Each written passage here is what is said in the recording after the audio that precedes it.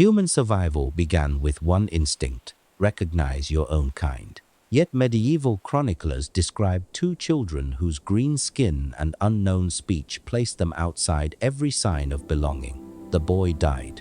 The girl survived by losing her color, learning another language, and leaving her first world behind. How did two children with green skin appear from underground? And why did only one survive to tell an impossible story? Long before the tale became a mystery repeated across centuries, Woolpit was a village in the countryside of eastern England. Its people lived close to fields, animals, hedges, muddy paths, and the changing demands of the agricultural year. Work was measured less by clocks than by daylight, weather, church bells, and the seasons that determined when grain could be planted or gathered. In such a place, familiarity mattered. Faces were recognized, families were known, and even a visitor passing along a road could become the subject of conversation. A child who belonged nowhere nearby would not easily disappear into a crowd because there was no crowd large enough to hide within. This is where the story must begin, not beneath the earth, and not in a distant land of permanent twilight, but among ordinary people whose world was local, physical, and closely observed. Woolpit lay in Suffolk, within a region shaped by farming, religious estates, small settlements, and routes connecting villages with centers such as Bury St. Edmunds. The village name is commonly linked to pits once used for trapping wolves, although the image of a single dramatic hole should be treated carefully. Medieval place names could preserve older landscapes and practices long after their original meaning had become less visible. What matters is that later chroniclers placed the children near the edge of cultivated land, where human order met rough ground, animals, ditches, and paths leading beyond familiar sight. For most of human history, communities survived by learning who belonged, who carried useful knowledge, and who might bring danger from outside. That instinct was older than medieval England. It had developed through countless generations in which recognizing voices, clothing, gestures, and kinship could help people protect food, children, and shelter. Yet the same instinct could make an unfamiliar person seem more different than they truly were. Before anyone described green skin or an unknown language, the first disturbance may simply have been the presence of two children where no local children were expected to be. The England surrounding Woolpit was not peaceful or culturally uniform. Political conflict had marked the century. Authority was divided among crown, church, and local landholders, and families lived with uncertainty that rarely entered formal records. Languages and dialects could change across regions and communities. Clothing could reveal occupation, status, origin, or poverty. Travel was possible, but it was slower and more dangerous than it is now, especially for children without protection. Roads were not neat lines across an empty map. They passed through woods, fields, wetlands, estates, and settlements where permission and local knowledge mattered. A short distance measured on a modern map could represent a serious boundary in the life of a frightened child. No surviving record allows us to stand in Woolpit on the day the encounter was said to occur. We do not know the weather, the exact field, the names of those who first approached, or how many voices later reshaped what they had seen. The earliest written accounts were composed after the supposed event, and each writer depended on testimony rather than personal observation. This distance does not make the story worthless, but it changes what kind of truth can be sought. Human memory does not preserve an event like a sealed object. It selects, orders, translates, and sometimes fills silence with images that feel complete. The origin of our species is also known through incomplete traces, bones, tools, landscapes, and stories interpreted long after the lives behind them have ended. Woolpit offers a smaller version of the same problem. We begin with a place that certainly existed, a society we can study, and written testimony that deserves attention. Beyond that secure ground lies a widening field of uncertainty. Somewhere within it are two children, separated from whatever had once made the world understandable to them, while a village realizes that no one present can say where they belong. The account places the encounter during harvest, when the fields around Woolpit would have been filled with work. Men and women cut grain, gathered stalks, carried bundles, and watched the sky for changes that could damage what had taken months to grow. Children might help nearby, but local children would usually be known by name, family, clothing, or voice. Against that familiar pattern, two unknown figures were said to appear near the village, a boy and a girl standing together at the edge of cultivated ground. The earliest chroniclers did not leave a precise hour, a measured location, or a list of witnesses. They gave a scene shaped by memory, labor interrupted, villagers approaching, and two children who could not explain themselves in words anyone understood. Their appearance was described as human in form, but unusual in color and dress. That distinction matters. The writers did not present creatures with impossible bodies. They described children whose skin seemed green, whose clothing looked unfamiliar, and whose speech sounded foreign. Everything strange about them was attached to features by which human communities have always recognized origin: the surface of the body, the fabric placed upon it, and the sounds used to ask for safety. Across the long history of our species, a lost child has depended upon adults reading fear correctly before language becomes possible. Yet fear can also intensify difference.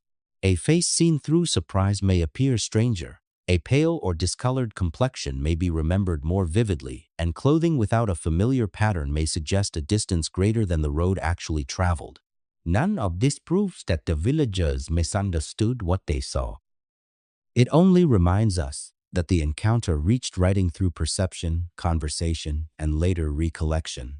The children themselves were apparently unable to offer immediate correction. They spoke, but their words did not connect with the language around them. They could hear voices, watch gestures, and recognize that people were gathering while remaining unable to say a name, identify a settlement, or ask to be returned home. The scene can be imagined without inventing their thoughts. Two young people were surrounded by adults whose expressions and movements were unfamiliar. The villagers faced the opposite uncertainty. They could see distress, but they could not know whether the children had wandered from a nearby household, fled violence, crossed a linguistic boundary, or arrived through circumstances no one present understood. Later retellings often make the children climb dramatically from a wolf pit. The medieval testimony is less secure than that image suggests. William of Newburgh associated their discovery with the pits from which Woolpit was believed to take its name, while Ralph of Coggeshall described them as found near a pit. Neither account gives a clear physical map that allows the route to be reconstructed. A depression, ditch, trap, hollow, or nearby opening could become more definite each time the story was told. Once the village name and the mysterious arrival were joined, the earth itself entered the mystery. For people who lived close to soil, woodland, and uneven ground, a hidden path or deep hollow was not supernatural by itself. It became extraordinary because the children offered no shared language through which an ordinary journey could be described. They were eventually taken away from the field and placed under adult care, but that movement did not solve the first question. It merely changed the setting from open land to a household where their bodies, hunger, clothing, and behavior could be observed much more closely. The origin of humanity is filled with journeys reconstructed from traces left behind, yet these two children left no known trail leading backward. At the moment they entered the record, their past was already missing, and Woolpit could still only begin with what stood silently before it. The people could shelter them, but no one possessed the words needed to return them to their beginning. The phrase "appeared from underground" gives the story an image: dark soil opening, two green children climbing into daylight, and villagers watching an impossible crossing between worlds. The medieval record is less complete. William of Newburgh wrote that the children came out of one of the pits associated with Woolpit, while Ralph of Coggeshall connected their discovery with a hollow in the ground. Yet neither writer was present. Neither supplied the testimony of an eyewitness, and neither described the shape, depth, or course of an underground passage. What survives is not a measured report of two bodies climbing through earth. It is a narrative in which a pit marks the point where children entered local memory.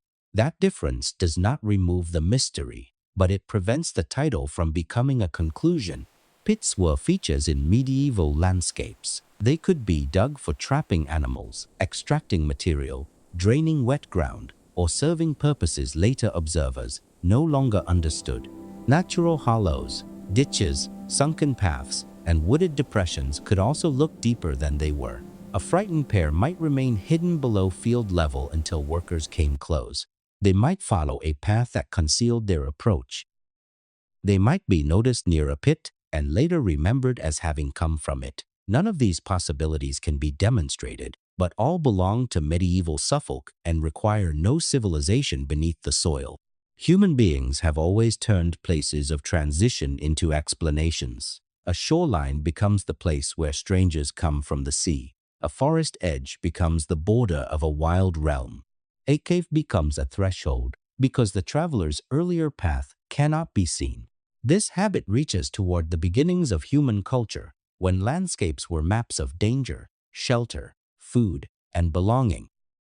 When people lacked knowledge of a stranger's route, the last visible boundary could become the stranger's origin.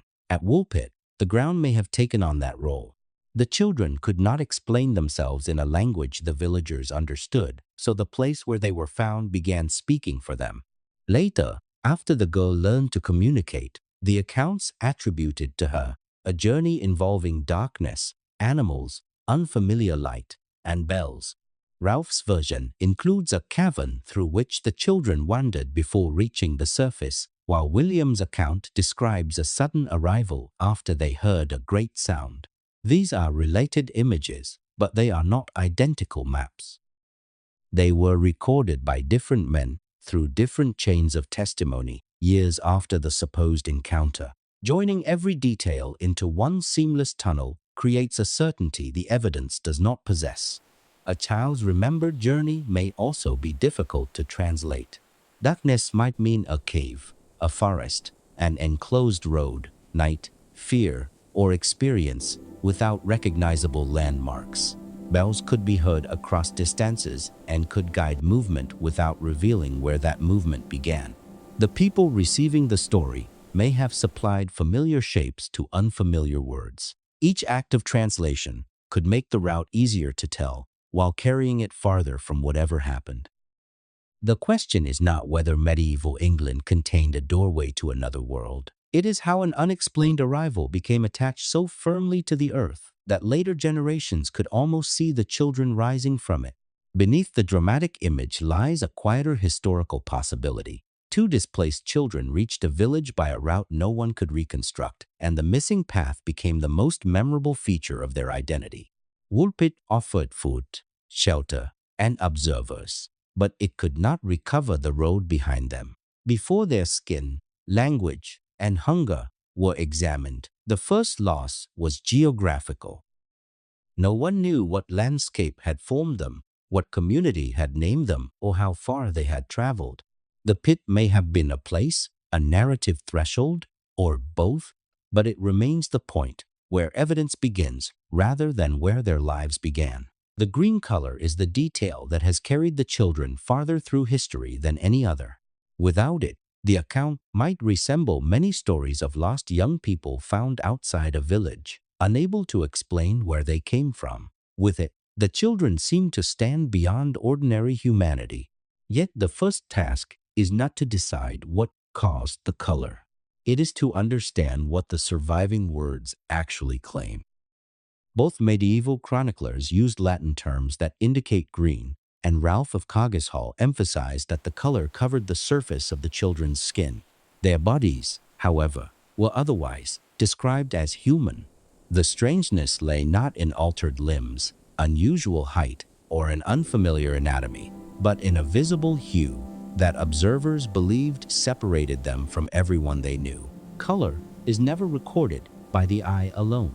Light, surroundings, Expectation, health, clothing, and language all influence how a complexion is noticed and later described.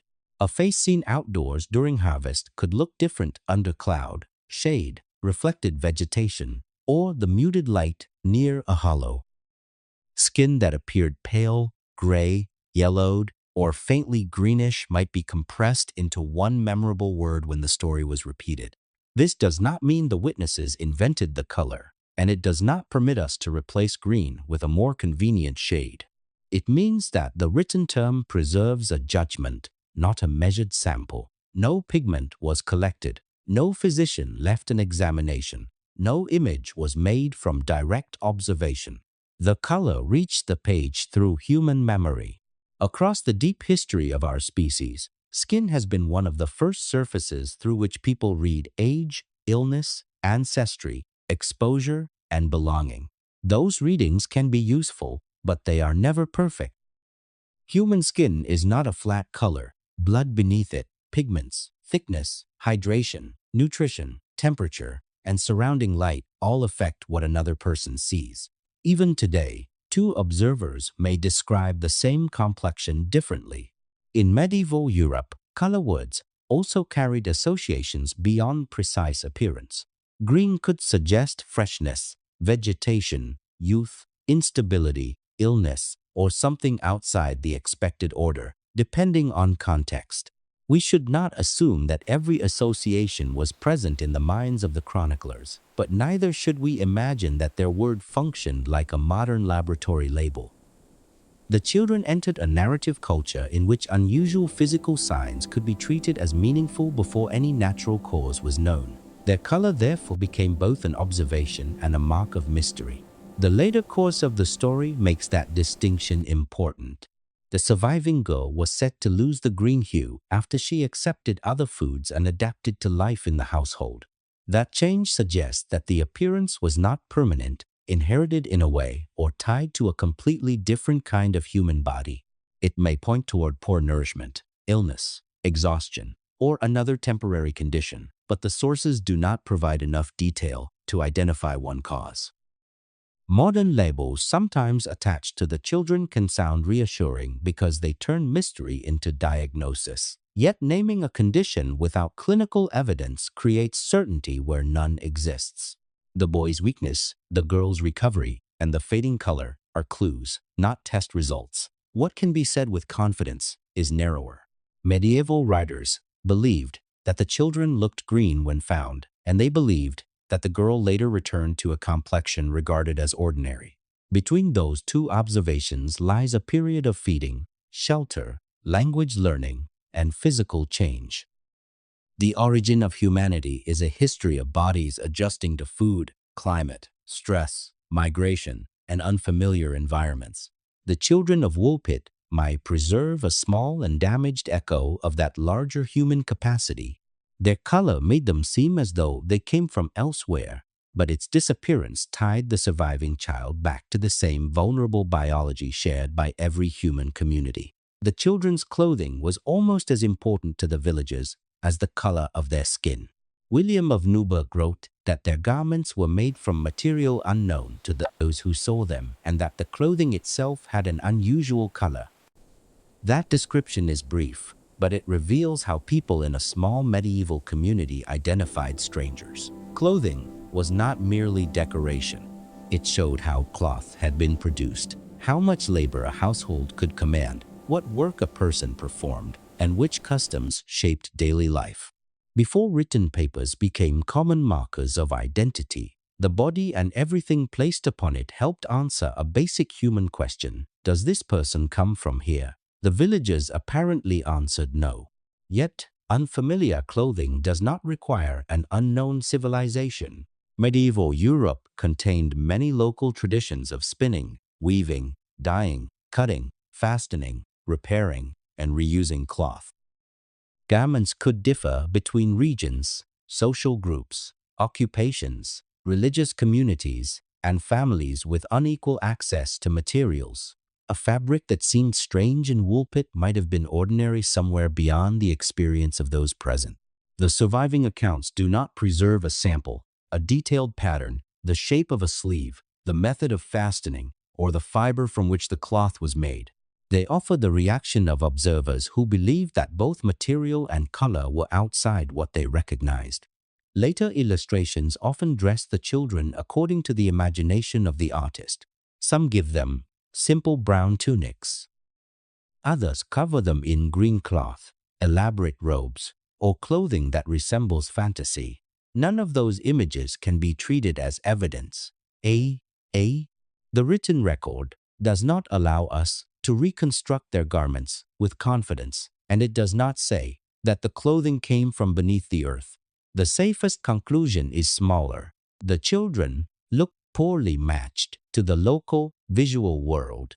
For most of human history, migration has carried clothing across boundaries before communities understood the people wearing it.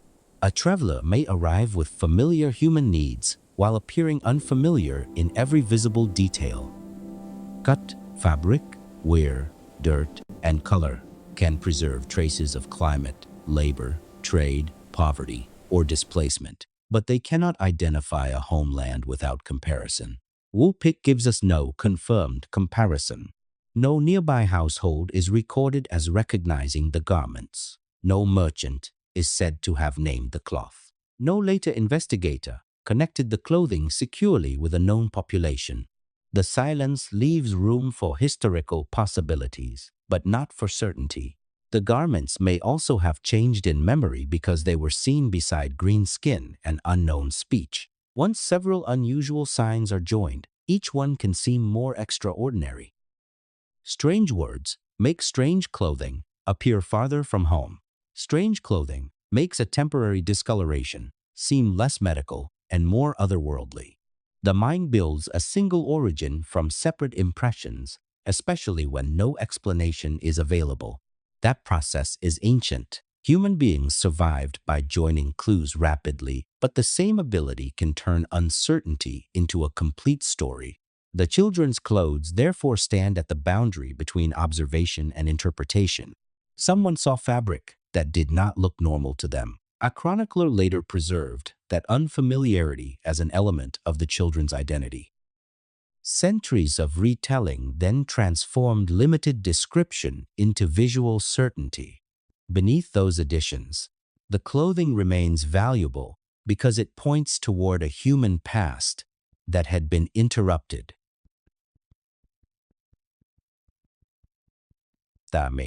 Whatever community had clothed the children was absent.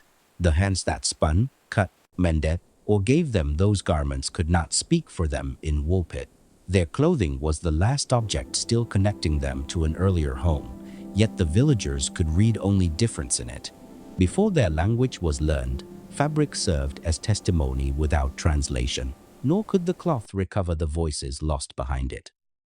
It confirmed that the children had belonged somewhere, but it could not reveal where that beginning had been. The children's speech created a barrier more complete than their clothing or color. A strange garment could be touched, and an unusual complexion could be observed, but language required cooperation from both sides. The villagers could hear the boy and girl speaking, yet the sounds did not lead to names, places, or explanations they recognized.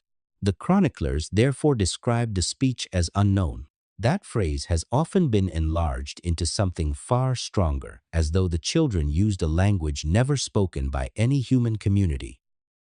The surviving accounts do not establish that. They show only that the people present could not understand what was being said. Medieval England contained more linguistic variety than a modern map may suggest. Different forms of English existed alongside French, Latin, Welsh, and other languages carried by travelers, religious communities, merchants, soldiers, and migrants. Even closely related speech could become difficult across distance, pronunciation, vocabulary, and limited exposure. A rural listener did not possess recordings, dictionaries, or trained interpreters able to compare unfamiliar sounds with languages from beyond the region. If no one nearby recognized the children's words, their speech would remain nameless, however ordinary it might have been elsewhere. language has marked human belonging since long before written history. Early communities depended on shared calls, gestures, and learned meanings to coordinate food, danger, care, and movement. A child enters that system slowly, absorbing sounds from the people who provide protection. When children are suddenly removed from those people, language may become both their strongest remaining link to home and the reason strangers cannot help them return. At Woolpit, every sentence the children spoke may have confirmed that they belonged somewhere, while revealing nothing useful about where that place was. Gestures could solve immediate needs.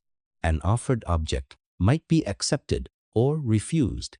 A hand could indicate a doorway, food, rest, or fear. Yet, gesture could not easily communicate a route through unfamiliar countryside, the name of a family, or the history of separation. The children were also young, and their ability to describe geography may have been limited even in their first language. Modern retelling sometimes imagine the villagers carefully testing every known tongue and proving that the speech had no earthly source. No such investigation is recorded. We are given confusion, not a linguistic study. Over time, the surviving girl learned the language used around her. That change is central because it shows that communication was possible through ordinary human learning. She listened, connected sounds with objects and actions, and eventually became able to answer questions about her earlier life. We do not know how long this required, who taught her, which language she originally spoke, or how accurately her later statements represented her first memories. Learning new words does not simply unlock a sealed account. Memories formed in one language must be reorganized in another, especially when the speaker is young and the listeners already expect an extraordinary explanation. Questions can guide answers. Translation can narrow meanings. Repetition can turn uncertain images into fixed events. None of this means the girl deliberately invented her story. It means that her voice reached the chroniclers only after passing through adaptation, memory, conversation, and report. The origin of humanity cannot be separated from the origin of shared language because words allow communities to carry knowledge beyond one body and one lifetime.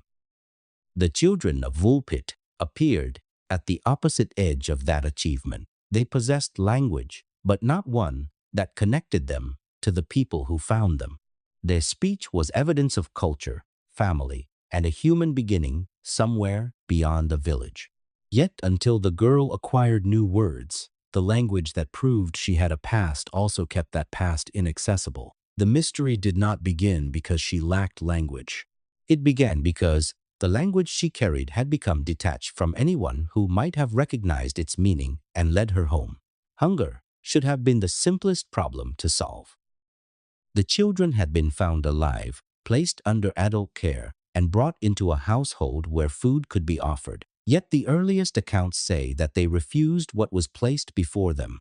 This detail has often been presented as proof that they came from a world unlike ours, but refusal alone proves much less. A frightened child may turn away from unfamiliar food even when the body needs it. Smell, shape, texture, preparation, and the behavior of strangers can determine whether something is recognized as safe. Without a shared language, the people caring for the children could not explain what a dish contained, how it should be eaten, or why it was being offered. The children could not describe pain, nausea, fear, religious custom, or the foods they knew from home. Their silence left the villagers to interpret the body without words. Human beings evolved in communities where eating was never only the act of taking in energy. Food carried information about season, place, family, and trust. From early childhood, people learned which plants were edible, which smells belonged to a familiar kitchen, and which hands could be trusted to prepare a meal. That learning protected the body because unfamiliar substances could be dangerous. The same protective hesitation could become harmful after displacement. When a child is separated from the environment in which food has meaning, abundance does not automatically become nourishment. A table may be full while nothing upon it feels recognizable. The accounts do not provide a complete list of what the Woolpit household first offered. Later retellings sometimes add dishes, expressions, and dramatic scenes that cannot be traced securely to the medieval writers. What remains is a narrower report. Ordinary food was presented, and the children would not eat it. Their refusal continued long enough for observers to fear that they might die. The boy was already described as weaker, making every missed meal more serious. Still, no surviving source allows us to identify whether weakness came from previous hunger, illness, exhaustion, exposure, or another cause. To choose one explanation would be to make the body say more than the record preserves. Stress itself can disturb appetite. A child removed from familiar voices, surrounded by unknown adults, and unable to predict what will happen, may eat little even without visible disease.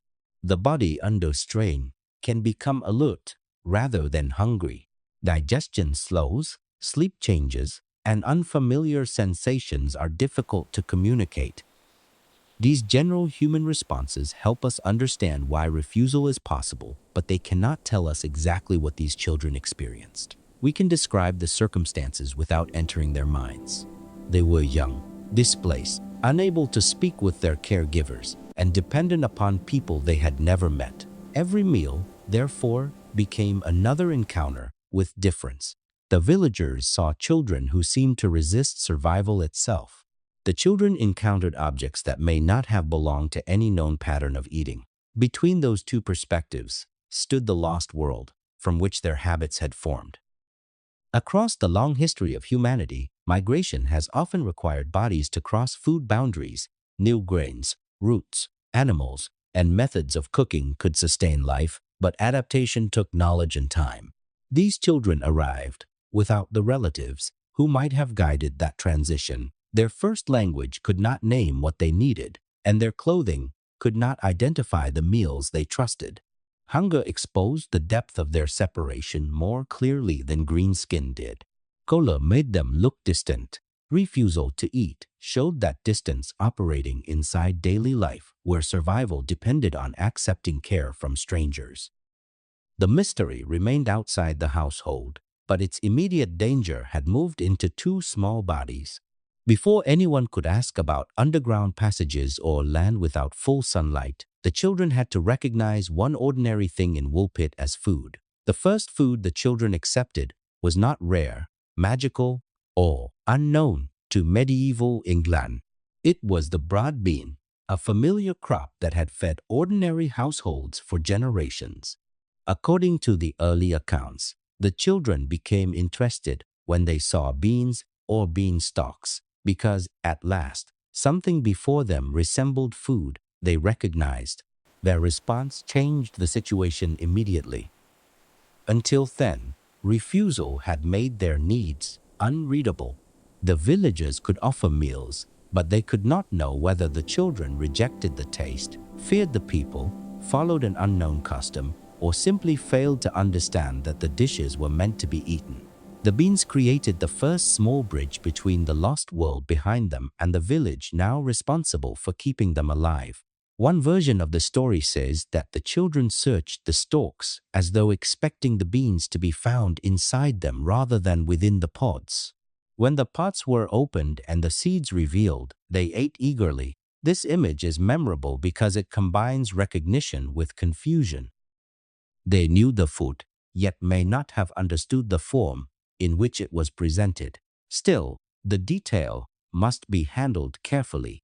It reaches us through a written account made after the encounter, and we cannot observe the gestures or words from which the description arose. Perhaps the children were unfamiliar with freshly gathered plants. Perhaps hunger made their movements hurried and difficult to interpret. Perhaps the story became more orderly as it was repeated. 100. What remains secure is not a precise reconstruction of every motion, but the broader claim that beans were the first food they willingly consumed. That choice does not point toward another species or another world. Beans were widely cultivated in medieval Europe and could have been known to children from many communities. Their recognition may therefore draw them closer to an earthly origin rather than farther away. Food habits are learned from place, season, and family. A child who recognizes a particular crop carries evidence of earlier meals, earlier hands, and an environment where that plant had meaning. Across human history, seeds have traveled with migration because they are compact stores of nourishment and memory. Communities saved them, planted them, cooked them, and taught children how to recognize them. The Woolpit children arrived without a map, yet their appetite responded to one familiar plant. In that moment, the body preserved information that language could not communicate. The villagers may not have understood the children's speech, but they could understand eating. The beans also reveal how quickly an extraordinary story can be built from ordinary material. Green children eating green plants creates a visual pattern that later tellers could easily remember. The color of the food appears to echo the color of the skin, making the scene seem symbolic. The earliest texts, however, do not prove that the children ate beans because they were green or that beans produced their complexion. Such connections belong to interpretation, not evidence. The children ate what they recognized, and recognition may have been more important than color. Once they began to eat, care became possible in a more stable form. Food could be offered repeatedly, strength could be observed, and the household could wait for trust and communication to develop. Yet the same meal that helped preserve life also deepened the central question. If beans belonged to their former world, then that world shared at least one crop with medieval England. The beans therefore became the clearest surviving trace of an ordinary human childhood formed somewhere beyond Woolpit. The impossible distance seemed to narrow, but it did not disappear. Somewhere beyond Woolpit, the children had learned that these seeds were safe. No one in the village knew who had taught them, where those earlier fields had grown, or why 2 young lives had been severed from the people who once fed them. After the children accepted beans, the household no longer faced a refusal of food. A narrow path toward survival had opened, but it did not lead immediately to eating. The children were said to continue relying on the food they recognized before gradually accepting other dishes. That slow change matters because it places the story inside a familiar human process. Bodies can adapt to new foods, but appetite is shaped by memory, trust, smell, texture, and the presence of people who make eating feel safe. The villagers could not restore the children's lost home, yet they could repeat meals, provide shelter, and allow unfamiliar things to become less threatening through time. The surviving accounts do not describe a planned treatment or a careful medical recovery. Medieval households had limited knowledge of nutrition, infection, and childhood illness compared with modern medicine. Care would have depended on observation, routine, available food, and the judgment of those responsible for the children. The boy remained weak and eventually died while the girl lived.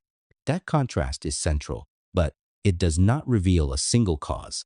The boy may have arrived in a more fragile condition, may have suffered from illness, may have been more severely affected by hunger or exposure, or may have faced a combination of problems that no one could identify.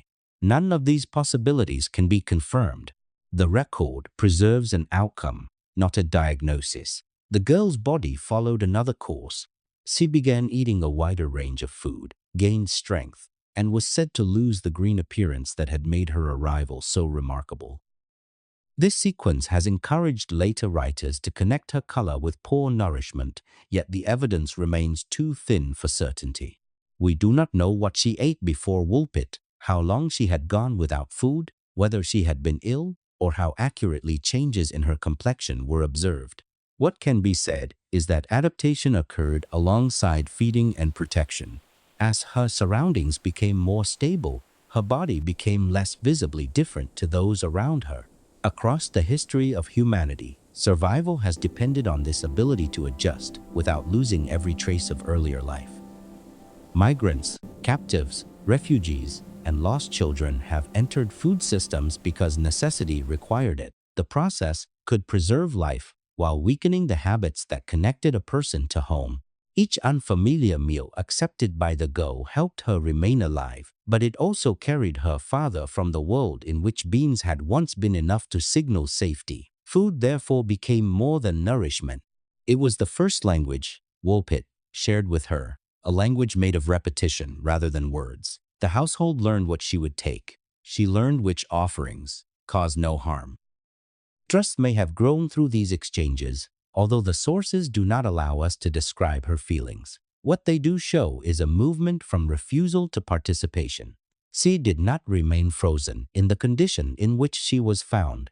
Her body changed, her diet widened, and her place within the community became less uncertain. The boy's death prevented the same transformation from being observed in him. His disappearance from the story leaves a silence beside every later detail about his sister. One child crossed the boundary into local life. The other remained attached to the moment of arrival. This difference gives the account its loss. The mystery is often remembered through green skin, strange speech, and a hidden country, but survival turned on something quieter. Whether a vulnerable body could continue long enough to adapt. The girl did. The boy did not. Their different fates remind us that human resilience is never guaranteed even when food and shelter become available. Before the girl could describe where she believed she came from, she first had to survive the work of eating, recovering, and learning to live among strangers. The boy entered the story already carrying a danger that the villagers could see but could not name. He was described as weaker than the girl, and that simple comparison has shaped every later attempt to explain why he died while she survived. Yet weakness is not a diagnosis. It may appear through slow movement, poor appetite, exhaustion, fever, pain, dehydration, hunger, fear, or a combination of conditions that leave no single visible cause. The medieval accounts do not tell us his age with certainty, do not describe his pulse or breathing, and do not record whether he had wounds, infection, or long illness. They preserve only the impression that his body was failing more quickly than his sister's. In a household without modern medicine, care would have depended on warmth, rest, food, observation, and the practical knowledge of adults who had seen sickness before but could not examine the body in the way a later physician might. The children had arrived without anyone who knew their previous health. No parent could explain whether the boy had always been frail, whether he had recently fallen ill, or how long both children had traveled without reliable food. This absence matters because the origin of human survival has always been social. A child's body is protected not only by strength, but by people who recognize small changes, know familiar habits, and understand the meaning of unusual behavior. Separated from that network, the boy became difficult to read. His caregivers could see decline, but they lacked the personal history that might have made each sign understandable. The food problem increased the danger. Even after beans were recognized, a narrow diet may not have restored what had already been lost. Still, it would be misleading to claim that hunger alone killed him. The record gives no timeline precise enough to measure the depth of deprivation, and illness could have acted beside it. Exposure to cold or wet conditions, stress after displacement, or infection carried before arrival are all natural possibilities, but none can be confirmed. The green appearance of his skin also cannot settle the question. Later explanations often connect color, weakness, and death into one medical story. Yet this creates a neat pattern from fragments that were never clinically examined. The boy's body has become a surface upon which later generations place whatever explanation they find most persuasive. Historical caution requires leaving some of that surface blank. What is known is that he did not adapt in the way his sister did. She gradually ate more, gained stability, learned local speech, and lived long enough to describe a remembered home. He remained closer to the first moment of discovery, when both children were frightened, hungry, and unreadable to the people around them.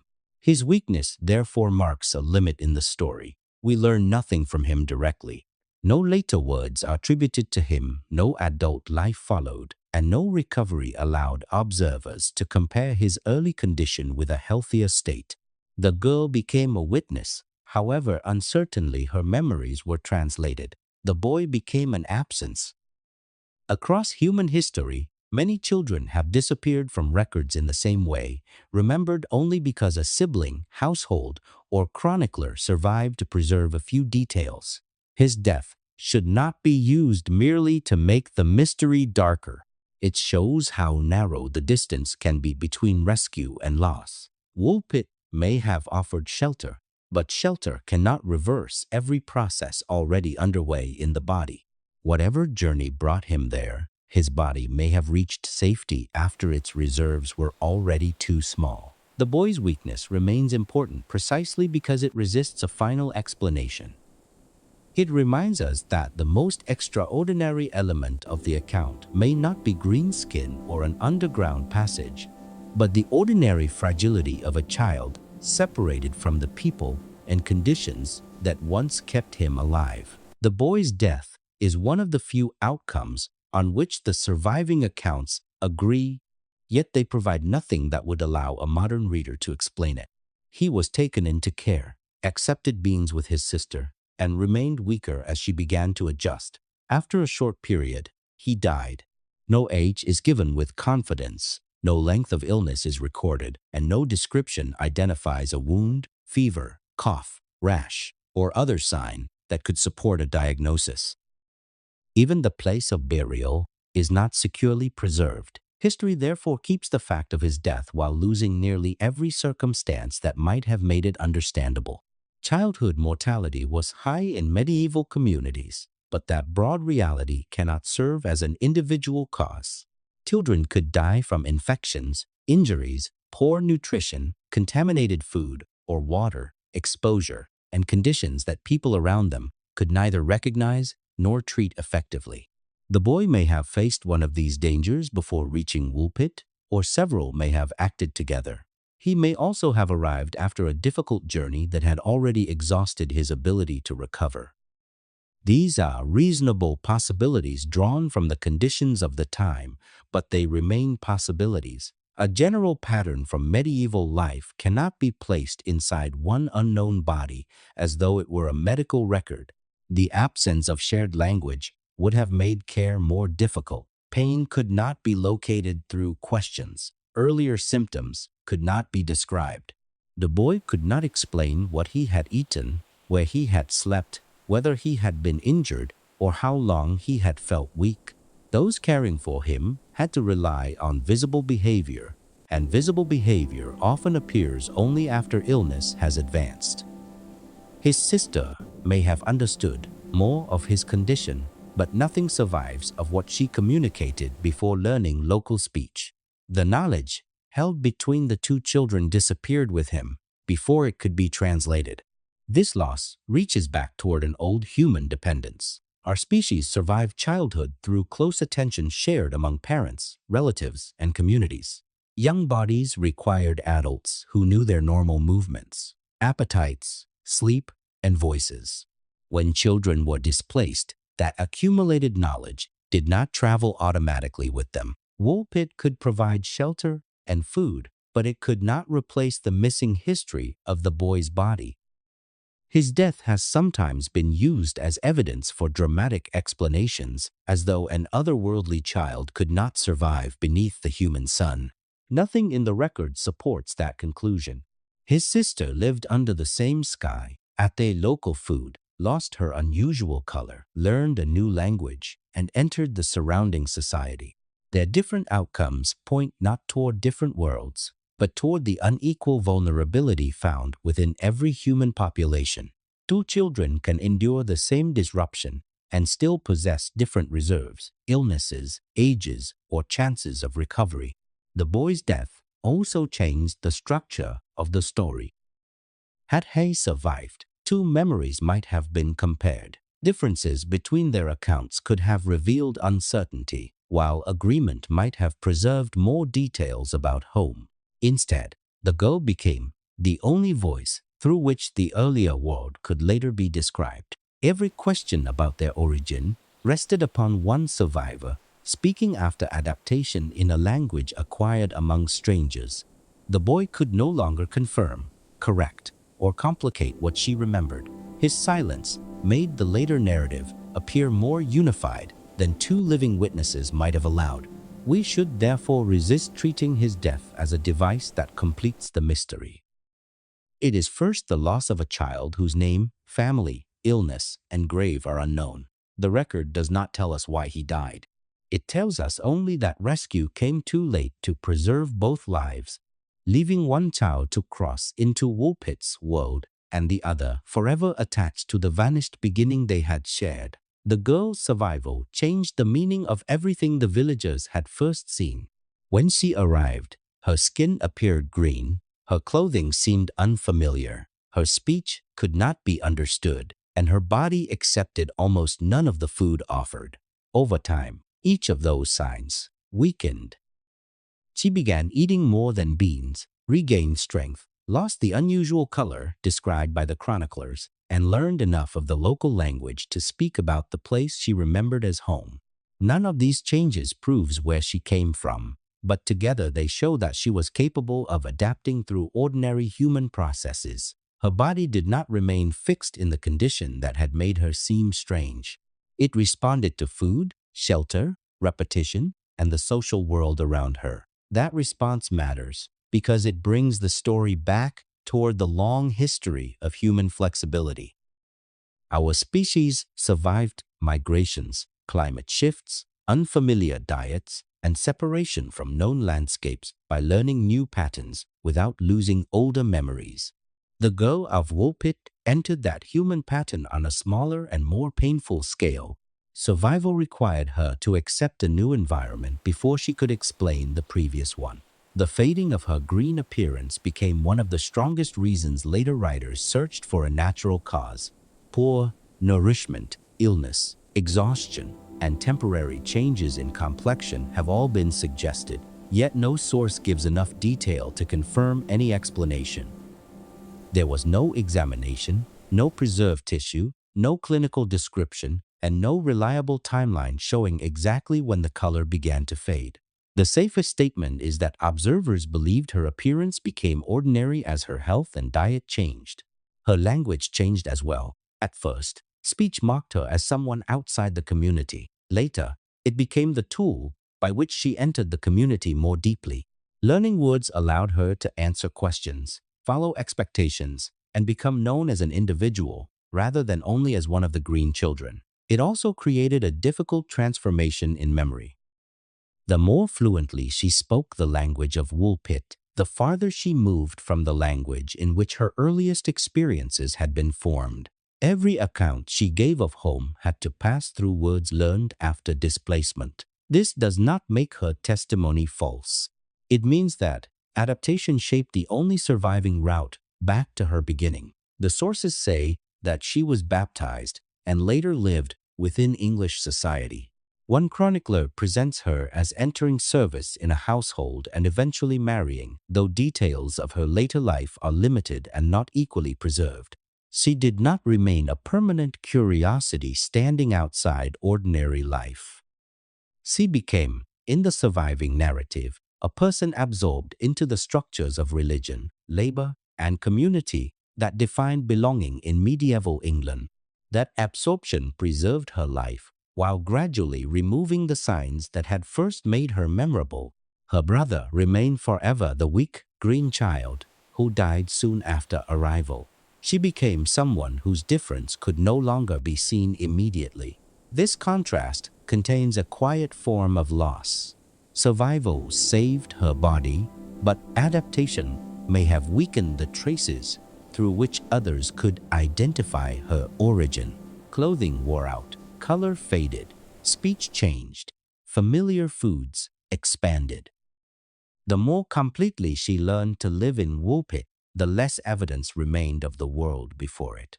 Across human history, displaced people have often survived through the same exchange, gaining safety while losing language, custom, and details that once located them within a community. The girl's transformation should not be described as becoming fully human because she had always been human. It was the villagers' ability to recognize that humanity that changed. By the time she could tell them where she believed she came from, the child who had first arrived beside the fields had already been altered by the survival that gave her a voice. By the time the surviving girl could describe her earlier life, she had already crossed several boundaries that no record allows us to measure.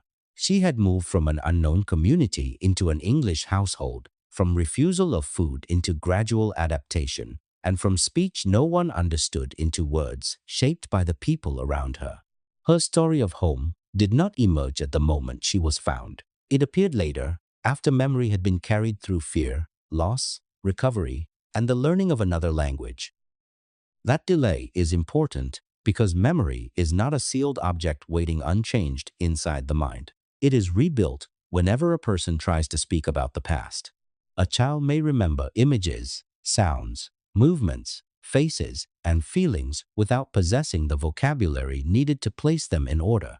When new words are learned, those fragments must be fitted into a system that was not present when the experience occurred. The girl may have remembered darkness, bells, fields, people, animals, or a journey through enclosed space, but the words used to describe them belonged to Woolpit. Each answer therefore depended on translation, even if no formal interpreter remained in the room. The listeners also shaped what could be told. They asked questions from within their own understanding of geography, religion, landscape, and human difference. A question about where she came from may have required her to choose among words such as country, village, land, home, or world, each carrying meanings learned only after arrival. If she described a place without full sunlight, listeners might imagine a separate realm rather than a shaded valley, a forested settlement, a northern climate, or a memory formed during evening. None of these alternatives can be proved, but they show how easily one image may widen during translation. Across the history of humanity, language has preserved migration stories while also changing them. Families remember journeys through repeated telling, and each generation arranges inherited fragments into forms that make sense within a new environment. The Woolpit girl faced a more immediate version of that process. She was not passing a story to descendants who shared her first language. She was trying to make strangers understand a childhood that none of them had seen. Her brother, the only person known to have shared that beginning, was no longer alive to confirm or challenge what she said. This left her memory alone under the pressure of curiosity. The chroniclers received her words later still. Neither recorded a direct conversation in the form of a modern transcript. Information moved through households, witnesses, local reputation, and written interpretation before reaching Latin prose. At every stage, uncertainty could become smoother. A hesitant description might become a clear statement. A child's comparison might become the name of a place. 2. An answer shaped by a leading question might later appear spontaneous. Historical caution does not require dismissing her testimony. It requires recognizing that the voice preserved on the page is not untouched. Beneath it may lie a real memory of displacement, a route through darkness, the sound of bells, and a homeland that felt different from Suffolk. Yet we cannot separate her first experience from the words later used to contain it. What survives is therefore a layered record, beginning in childhood experience and ending in adult language, local memory, and the judgment of distant writers. The origin of human identity has always depended on stories told after movement, loss, and adaptation. People know where they belong partly because others repeat names and places around them. The girl had lost that supporting chorus. When she finally spoke of home, she was rebuilding it alone in a language that had helped her survive but had never existed there. Her account may therefore be neither a simple fact nor a deliberate invention. It may be a human memory transformed by the very adaptation that allowed it to be heard. When the girl finally described the place she remembered, the most enduring detail was not its distance but its light. William of Newburgh wrote that the children came from a land where the sun did not shine clearly and where daylight resembled the dimness before evening. Ralph of Coggeshall preserved a related image, adding that the people and everything around them appeared green. These statements have often been treated as a map of a hidden world, yet the chronicles do not provide coordinates, measurements, or any independent witness who had seen the place. What survives is a remembered landscape expressed through a child, translated into another language, repeated by adults, and written down later by men who understood unusual events through medieval habits of thought. A land without full sunlight may sound impossible when taken literally, but human beings have lived in many environments where light is limited or transformed. Dense woodland can reduce the sky to narrow openings. Deep valleys can lose direct sunlight for long periods. Mist, cloud, smoke, enclosed paths, underground spaces, and seasonal conditions can make a familiar world seem permanently dim to someone with little knowledge of geography. None of these possibilities identifies her homeland, and none should be presented as the answer. They show only that unusual light can belong to ordinary landscapes. The girl may also have been using comparison rather than scientific description. A child who had learned new words in Woolpit might explain an earlier environment by saying it was like twilight because no better shared term existed. The listeners could then turn that comparison into a constant property of an entire country. This is how spoken memory often becomes more definite as it moves toward writing. Uncertainty is difficult to preserve. A phrase such as, "It seemed dark there," can slowly become, "The sun never shone there," not because anyone intended deception, but because a clear image is easier to remember and repeat. The name St. Martin's Land appears in William's account, while Ralph's version does not build the remembered place in exactly the same way. That difference matters. It suggests that the two writers were not copying a single fixed testimony word for word. Each received a form of the story shaped by a separate chain of people, questions, and interpretations. St. Martin was familiar within medieval Christian life, so the name does not point automatically to a religion or civilization unknown to Europe. It may preserve a real local name, a translation chosen by the girl, or a label supplied by those trying to organize what she said. The evidence cannot decide among these possibilities. Across the long history of humanity, communities have understood unfamiliar places through contrasts with home, brighter or darker, colder or warmer, open or enclosed, safe or dangerous. The girl's remembered country entered English memory through the same process. Woolpit possessed visible fields, recognizable churches, and daylight the villagers considered normal. Her homeland was described by what it lacked in comparison. The dim light, therefore, became more than weather or geography. It marked separation. It told listeners that the children had come from somewhere beyond the boundaries of ordinary experience, even though every other surviving detail, including cattle, bells, beans, family, and Christian language, remained connected to the human world they knew. The impossible quality of her story lies in this tension. Familiar elements stand inside an unfamiliar atmosphere. The land resembles medieval life, yet appears removed from the sun that should illuminate it. History cannot confirm that such a country existed, but it can preserve the possibility that a displaced child remembered home through the quality of its light. No path lets us step backward from that image and recover the place as she first knew it. What Woolpit heard as another world may have begun as a real landscape seen from a child's limited horizon, then darkened by distance, translation, and loss. The final movement in the girl's remembered journey begins with sound rather than sight. In William of Newburgh's account, the children were tending their father's cattle when they heard a great noise, compared with the bells of the abbey at Bury St. Edmunds. After that sound, they found themselves near the pit, where the people of Woolpit discovered them. Ralph of Coggeshall preserved a different route. In his version, the children followed cattle into a cavern, wandered through darkness, heard bells, and moved toward the sound until they emerged into unfamiliar countryside. These accounts share cattle, darkness, bells, and sudden displacement, but they do not describe one identical path.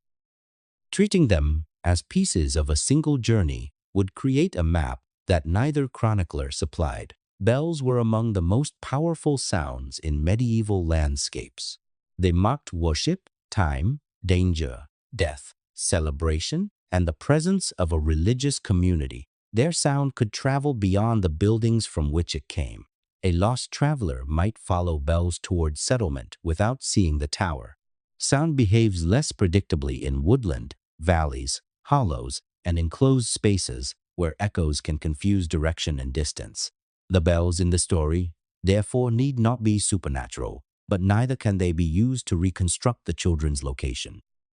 They may preserve the memory of a sound, a comparison chosen later, or a narrative sign that guided the children from one world into another. Darkness presents the same uncertainty. Ralph's cavern might describe a physical opening, a sunken root, or a tale, reshaped through repeated telling. William does not give the same extended passage. A frightened child learning a new language might use one word for several experiences of enclosure. A cave, tunnel, thick forest, deep ditch, or journey made without daylight. Listeners who knew that the children had been found near a pit could connect darkness with the earth beneath their feet. The route would then become easier to imagine each time it was repeated, even as its original geography disappeared. Across human history, people have followed sound when sight failed. Voices, water, animals, and distant tools could reveal the presence of others beyond darkness. Before maps were widely available, travelers depended upon remembered landmarks and shared local knowledge. The Woolpit children, if displaced from another community, may have possessed neither. Cattle could move through boundaries unnoticed by young people following them. How? A path that seemed familiar at first might lead into terrain where every direction looked the same. This remains only a natural possibility, not a recovered explanation. The sources cannot tell us whether the children walked for hours, crossed a short hidden route, or remembered several events as one. What they preserve is the experience of crossing from a known environment into one that could not be recognized. The impossible quality of the girl's account may come from that break. Before the sound, she belonged to a place with family, cattle, food, language, and its own quality of light. After it, she stood near Woolpit, unable to explain the distance between those worlds. The bells seemed to connect them, yet they also marked the moment when connection was lost. They offered direction without revealing origin. They led toward human habitation, but not back toward home. By the time her story reached written form, darkness had become a passage, sound had become a guide, and arrival had become almost instantaneous. History cannot determine whether this pattern grew from an actual journey, a child's compressed memory, or the narrative habits of those who preserved it. It can only refuse to combine uncertainty into false certainty. The girl may have remembered leaving one landscape and emerging into another, but the road between them was already missing when she learned the words to describe it. Somewhere within bells, cattle, darkness, and translation lies the final trace of that road, still pointing toward a beginning no surviving witness could recover. William of Newburgh was not standing in the Suffolk field when the two children were said to appear. He lived far to the north, in Yorkshire, as an Augustinian canon at Newburgh Priory, and he composed his History of English Affairs during the final years of the 12th century. His work followed England from the Norman conquest toward the troubled reigns he had known more directly, combining political events, religious concerns, local reports, and stories that challenged ordinary explanation. This position gives his account value, but it also establishes its first limit. He was a writer gathering testimony, not an eyewitness recording the children as they were found. William placed the event in the reign of King Stephen, several decades before he completed his history. By then, the encounter had already passed through memory and conversation. The people who first saw the children had spoken to others, details had traveled beyond Woolpit, and the girl's later statements had been translated into language understood by the surrounding community. William received the story at the far end of that human chain. He did not pretend that the chain was absent. Before presenting the strange event, he acknowledged that it had seemed difficult to believe. He explained that he had hesitated to accept something whose cause was hidden, but that the weight of testimony from people he regarded as credible persuaded him to record it. That statement is often repeated as though William had personally interviewed a large group of named witnesses. The surviving text does not provide their names, individual statements, or the questions by which their reliability was tested. His confidence, therefore, tells us something important about his judgment, but it does not allow modern readers to examine the evidence that produced it. Medieval historical writing did not divide the world into fact, folklore, religion, and marvel in exactly the way modern scholarship attempts to do. A chronicler could describe warfare and royal succession, then preserve an unusual event because it was widely reported, morally suggestive, or difficult to explain. William could also be skeptical. He sharply criticized writers whom he believed had distorted the past, showing that he understood the difference between responsible history and invention. Yet skepticism did not require him to reject every wonder. An event supported by testimony could deserve a place in history even when its cause remained beyond his understanding. Across the long development of human memory, communities have depended on trusted voices when direct observation was impossible. Before archives, recordings, and formal investigation, reputation helped determine which reports entered collective knowledge. This system preserved real experiences, but it could also preserve error, symbolism, and details strengthened through repetition. William's account belongs within that older method of knowing. He gives us access to what educated people near the close of the 12th century were prepared to regard as credible, not a transparent window onto the harvest field itself. The location of the story inside his larger work matters as well. The children appear among several accounts of remarkable discoveries and passages associated with hidden or enclosed places. That setting does not prove he invented them to serve a literary pattern. It does show that he arranged historical material with attention to meaning and resemblance, rather than placing every report on the page as an isolated note. The narrative reached him as an extraordinary event, and he preserved it in a company of other extraordinary events. William remains indispensable because without his writing, much of the familiar story might never have survived. He records the green color, the unknown speech, the beans, the boy's death, the girl's adaptation, and her description of another land. At the same time, his distance must remain visible. We possess his careful belief in the testimony, but not the testimony itself. Between Woolpit and his manuscript lies the unrecorded work of human voices, where observation became memory and memory became history. Ralph of Coggeshall brings the story geographically closer to Woolpit, but not close enough to remove uncertainty. He was a Cistercian monk and later abbot of Coggeshall Abbey in Essex, situated much nearer to Suffolk than William of Newburgh's priory in Yorkshire. His Chronicon Anglicanum was assembled during the late 12th and early 13th centuries, recording political events, local reports, religious concerns, and unusual occurrences that he considered worth preserving. Ralph was still not present when the children were discovered. His importance comes instead from naming a person connected with their care. He identifies Richard de Caulnay of Wykes as the man whose household received the children and presents Richard as the source from whom he learned the account. A named source gives historians more to examine than an appeal to unnamed trustworthy informants. Richard belonged to the local landholding world, and Wykes lay within reach of Woolpit. If Ralph truly received the story from him, the chain between witness and writer may have been shorter than the one behind William's version.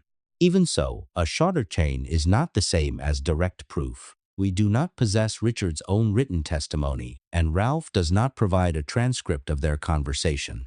We cannot determine when Richard spoke, how clearly he remembered the encounter, which events he personally observed, or which details he had heard from servants, villagers, or the surviving girl. The named source improves the historical setting, but it does not transform the chronicle into a modern investigation. No dates are attached to individual conversations, and no surviving record shows whether Ralph ever met the girl herself or questioned her directly. Ralph's account contains domestic details that make the children seem less like distant wonders and more like vulnerable people placed inside a household. He says they were taken to Richard's home, where food was repeatedly offered and their behavior could be watched over time. He preserves the search for beans, the death of the boy, the girl's recovery, and her later service within the same social environment. These details may reflect information available through those who lived near her. They may also have been organized into a coherent sequence during years of retelling. The origin of human knowledge has always depended on such movement between experience and report. One person sees, another remembers, a third asks questions, and a writer selects what will survive. Each step can preserve something true while altering emphasis. Ralph's position within a religious community shaped that selection. Medieval chronicles did not merely store isolated facts. They placed events within moral, spiritual, and social patterns. Ralph frequently recorded marvels and unusual bodies, not necessarily because he accepted every explanation offered around them, but because abnormal appearances could reveal how communities understood order and difference. The Green Children, therefore, entered a written world where physical strangeness carried meaning before its cause was known. Ralph also described the surviving girl with Latin terms later translated as wanton, bold, or undisciplined. These words should not be treated as a neutral description of her personality. They reflect medieval judgments about conduct, especially the conduct expected from a young female servant living under authority. No independent evidence allows us to reconstruct her behavior or intentions. The label tells us how she was remembered within a social hierarchy, not what displacement and adaptation felt like from within her life. Ralph's closeness offers detail, but closeness can also carry local prejudice. His account remains indispensable because it anchors the story to Richard de Calme, Wykes, household care, and a chain of testimony that can at least be named, yet the girl's own voice is still indirect. It reaches us through the man who sheltered her, the community that judged her, and the abbot who turned their memories into Latin history. Ralph brings us nearer to Woolpit, but the final distance between the child and the page remains impossible to cross. When William of Newburgh and Ralph of Coggeshall are placed beside each other, the story becomes both stronger and less certain. It becomes stronger because two medieval writers preserved a recognizable core. A boy and a girl appeared near Woolpit.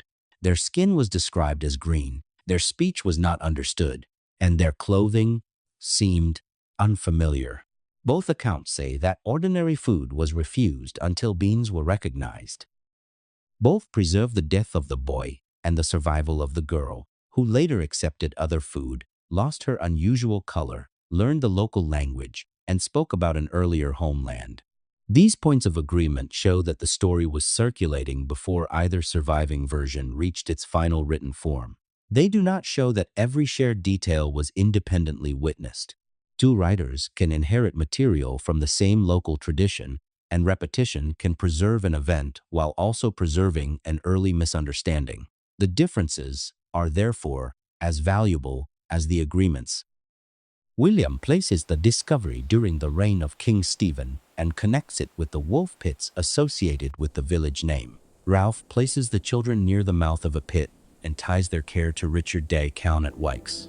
William says the children called their country St. Martin's Land, where the saint was especially honored and the light resembled twilight. Ralph emphasizes a green land and gives a longer account of cattle, a cavern, darkness, and bells guiding the children toward an opening. One writer describes a sudden transition after a great sound. The other describes prolonged wandering through an enclosed passage. Neither version supplies enough detail to merge these movements into a single reliable route. Their treatment of the girl's later life also differs. Ralph offers local social details and a judgment about her conduct, while William gives a broader account of her adaptation and remembered country.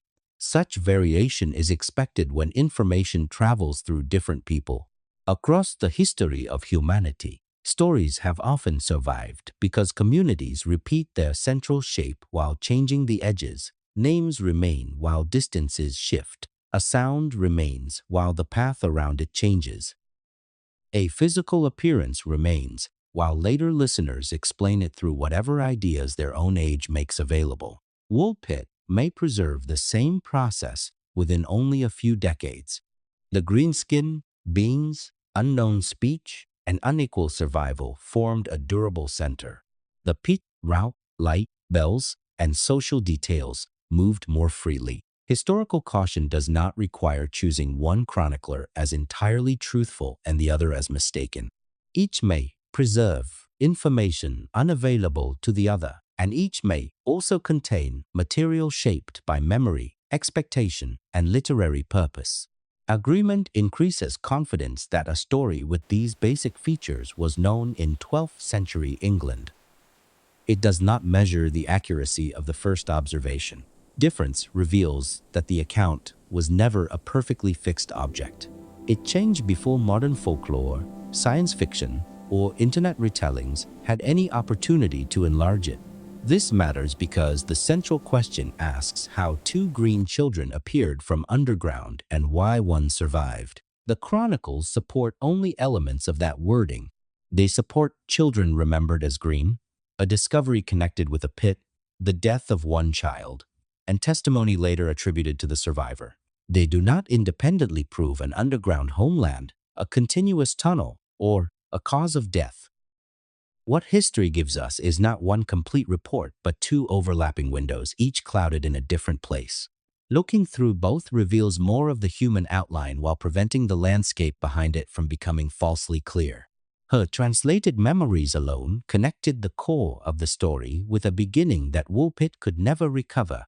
The closer the accounts are compared, the more carefully the mystery must be stated. Something was remembered at Woolpit, but the road from encounter to manuscript remains deeply within the mystery itself. Human skin does not present itself to the eye as a fixed block of color. It changes with light, temperature, blood flow, illness, fatigue, moisture, surrounding surfaces, and the expectations of the person looking.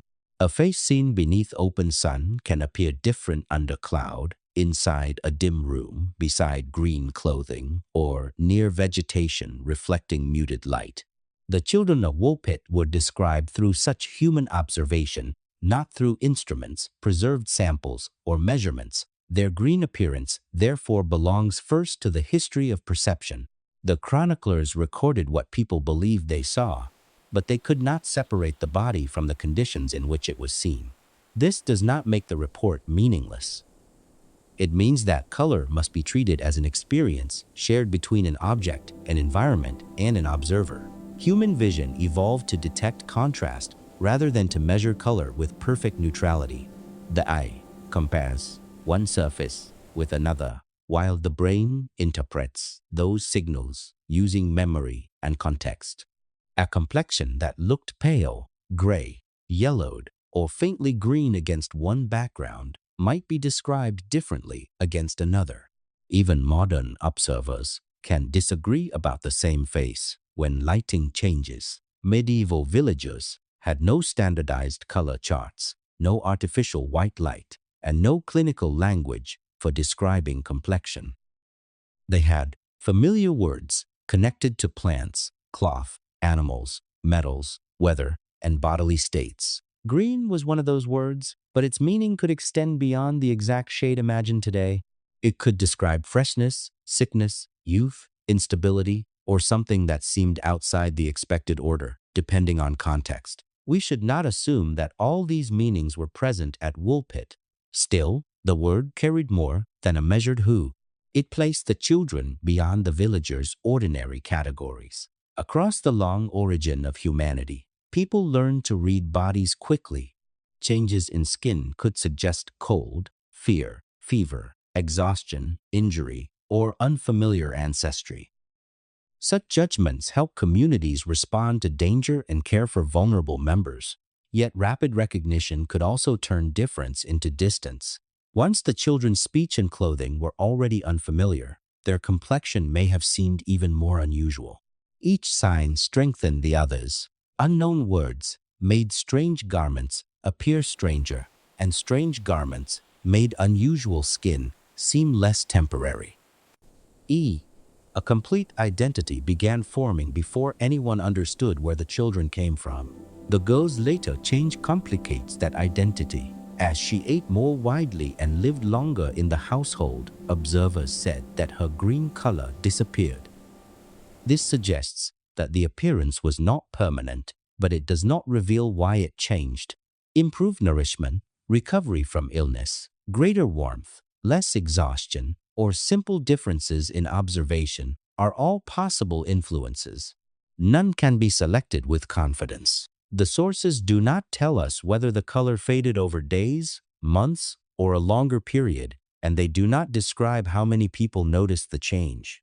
Nor do they explain whether the boy's color altered before he died. The evidence therefore supports only a narrow conclusion.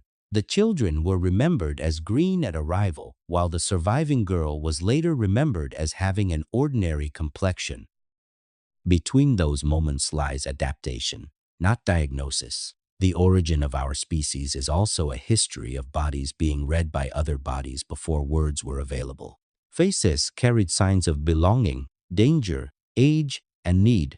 Woolpit preserves a latte echo of that ancient process. The villagers saw difference first and explanation later. The difficulty is that explanation never became complete.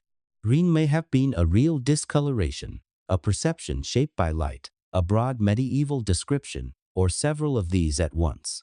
The honest answer is not to choose the most dramatic possibility, but to recognize how much human seeing can reveal and how much it can conceal. The color survives because those who named it vanished before anyone could ask what green truly meant. The most familiar medical explanation for the children's color is often called chlorosis, once known as green sickness. The name sounds as though it fits perfectly. Two pale, weakened children arrive hungry, one dies, and the survivor gradually loses her unusual complexion after receiving food and shelter. Yet this apparent fit is created largely by looking backward from later medical language.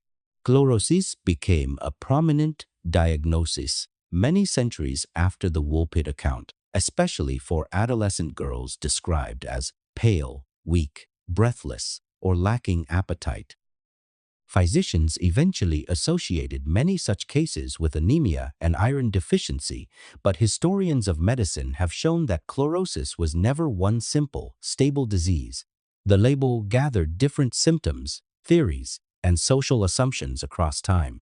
Applying it directly to two children described briefly in the 12th century would therefore replace one uncertainty with another. Anemia itself is also broader than a single cause. Reduced hemoglobin can result from inadequate nutrition, blood loss, infection, inherited conditions, or chronic disease. Weakness and pallor may occur, but they cannot be confirmed from a color word in a chronicle. The texts provide no examination of the eyes, breathing, heartbeat, growth, stool, fever, or other signs that might help distinguish one condition from another. No blood was tested, no body was preserved for study, and no physician recorded changes day by day. Even the ages of the children remain uncertain. No. The girl's recovery after eating more widely may be consistent with improved nourishment, but consistency is not proof. Rest, warmth, recovery from infection, reduced stress, or simple changes in how observers described her could have contributed. The boy's death does not settle the matter either. If both children shared one nutritional problem, their bodies could still have responded differently, but he might also have suffered from an unrelated illness or injury. The record is too narrow to join every feature into one medical chain. Across human history, communities have named visible suffering long before they understood its biological causes. A name can be useful because it gathers recognizable signs, yet it can also give the illusion that the hidden process is known. Green sickness is especially tempting because its name echoes the most memorable feature of Woolpit. That echo should make us more cautious, not less. Historical color terms may refer to pallor with a yellow, gray, or olive cast rather than a bright green surface. Later medical writers used green language in ways shaped by observation, metaphor, and cultural ideas about youth and femininity. The Woolpit chroniclers were writing in another century and another descriptive tradition. Their words cannot simply be placed inside a later diagnosis. Other natural explanations have also been suggested, including prolonged hunger, dietary deficiency, exhaustion, jaundice, and exposure. Each can alter appearance or strength under some circumstances, but none matches the surviving evidence closely enough to become a conclusion.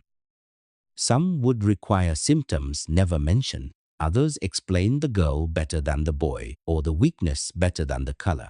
A responsible account must allow a natural cause without pretending to identify it.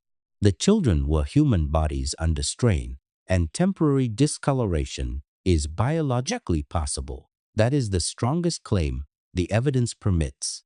Their condition may have arisen from hunger, illness, environment, perception, or several influences acting together. What happened inside their blood and tissues is gone. The chronicles preserve how they look to others, not what a modern examination would have found. The value of this restraint is educational as well as historical. It shows that a plausible explanation is not the same as a demonstrated one. Science begins by comparing possibilities with evidence, and here the evidence is too limited to support the certainty that retellings often promise. Medicine can narrow the mystery by showing that unusual complexion need not imply another world, but it cannot finish the diagnosis of children whose bodies disappeared centuries before medicine learned what questions to ask. The disappearance of the girl's green color is often treated as the moment when the mystery becomes ordinary. Once she ate local food, recovered strength, and lived longer among the people of Woolpit, her complexion was said to change.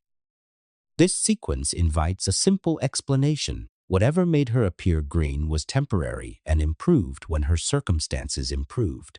That conclusion is reasonable at a broad level, but it remains broader than the evidence can safely support.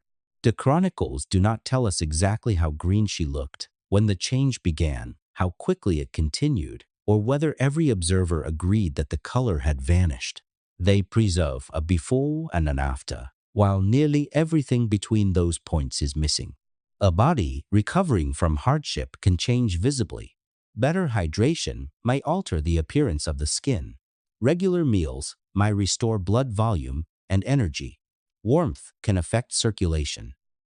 Rest might reduce the hollow, gray, or yellowed look associated with exhaustion. Recovery from an infection may also change complexion. These processes are ordinary parts of human biology, but none can be selected as the particular mechanism at Woolpit. Even poor nutrition is not one condition. A restricted diet can affect the body in different ways depending on age, duration, illness, inherited traits, and the food available before and after rescue. The girl's willingness to eat a broader diet tells us that her environment changed. It does not reveal which nutrient, if any, corrected her appearance. Perception may have changed beside the body.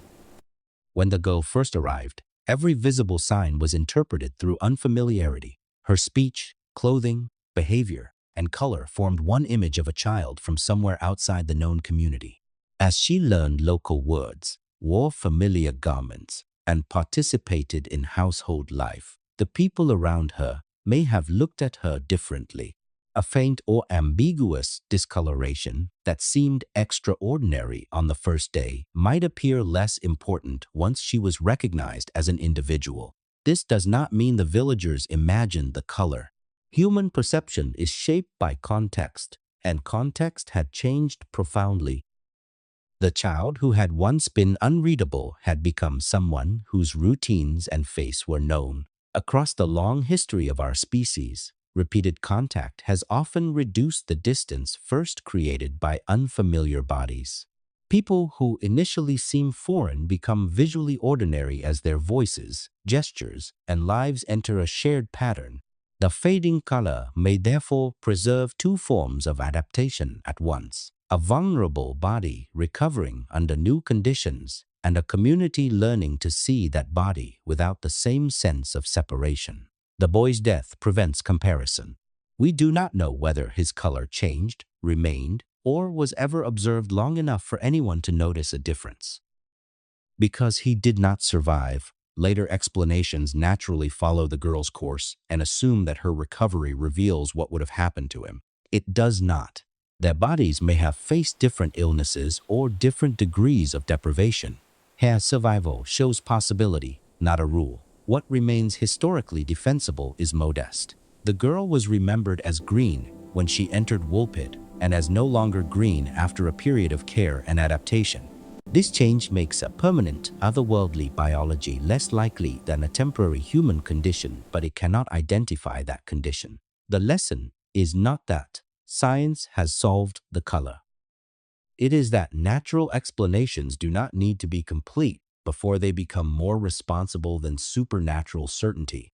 Like many traces from the beginnings of human life, the sign is visible only through change. The body endured, the community adjusted, the body endured, and the process that joined those outcomes left no record detailed enough to reconstruct. The color faded from the girl, yet the cause faded with it, leaving only the outline of a human body recovering, while the evidence required to explain that recovery disappeared forever. England, in the 12th century, was not a country speaking with one voice. People shared political boundaries without sharing the same language, and even those who spoke forms of English might use words, sounds, and rhythms unfamiliar beyond their own region. The Norman conquest had added another layer to an already varied landscape. Anglo-Norman French carried authority in aristocratic and legal settings. Latin served the church, scholarship, and written administration, while English continued through homes, fields, workshops, and local exchange. Welsh and other languages remained present elsewhere in Britain, and travelers, merchants, soldiers, servants, and migrants could bring additional speech into towns and villages. These languages did not occupy equal positions, and most ordinary people did not understand all of them. A person might recognize that another speaker was human, frightened, or asking for something while remaining unable to understand a single sentence. This is the linguistic world into which the children of Woolpit were said to arrive. Their speech sounded unknown to the people around them, but an unknown language is always unknown to someone. The chronicles do not describe trained interpreters gathering from distant communities, comparing vocabulary, or testing the children against every language spoken in England and nearby lands. They preserve a local failure of recognition. In a rural village, the range of speech familiar to those present may have been narrower than the range known in a port, monastery, royal household, or major market. A language could exist only a modest journey away and still remain unintelligible to people who had never needed to learn it. Dialect could deepen the barrier. Before schools, broadcasting, and standardized pronunciation, language changed through repeated use inside families and neighboring settlements. Closely related varieties might share roots, while differing enough in sound and vocabulary to confuse an unprepared listener. Young children could be especially difficult to identify by speech because their pronunciation, limited vocabulary, fear, and hurried exchanges with one another might hide features an experienced traveler could have recognized. None of this proves that the Woolpit children spoke a nearby dialect. It simply removes the false choice between familiar English and an impossible language from another world. Human history is filled with smaller boundaries that feel absolute from the inside. A river, forest, estate, military conflict, or difference in religion can separate communities without placing them far apart on a map. Generations may grow up hearing little of their neighbor's speech, especially when movement is dangerous or social contact is limited. Language then becomes a border carried within the mouth.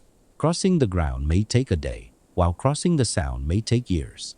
The surviving girl eventually learned the language used around her, showing that her mind and speech belong to the same human capacity for learning found in every population. Yet that later success cannot identify her first tongue. A child can acquire a new language without leaving behind enough evidence for listeners to classify the old one. As her fluency grew, the sound she arrived with may have been spoken less often, especially after her brother died. The only other known speaker of that language within the household was gone. Without daily conversation, words could fade, pronunciation could shift, and the language connecting her to home could become harder for anyone to study. This loss resembles countless moments near the beginning of human migrations, when small groups moved, separated, or disappeared, and entire ways of speaking vanished without writing. Woolpit preserves no vocabulary from the children, not even a securely recorded name in their original speech. What remains is the villagers' inability to understand them. That silence cannot reveal a hidden civilization, but it can reveal how easily a real child from another community could pass beyond the limits of local knowledge. Before asking whether their language was impossible, history must first ask how much of the human world Woolpit was prepared to hear that day. One of the most persistent historical explanations begins not beneath the earth, but among Flemish communities living in medieval England.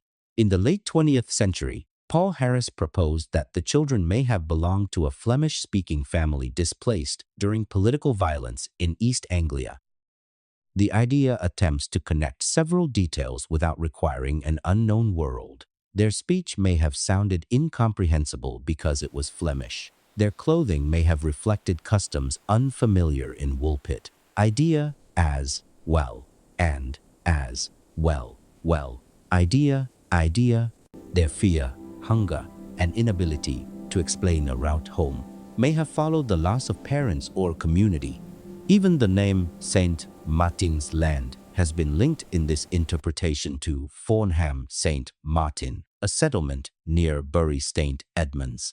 This creates a coherent human story, but coherence is not the same as proof. Flemish people had settled in parts of England during the medieval period, often bringing skills connected with cloth production and trade.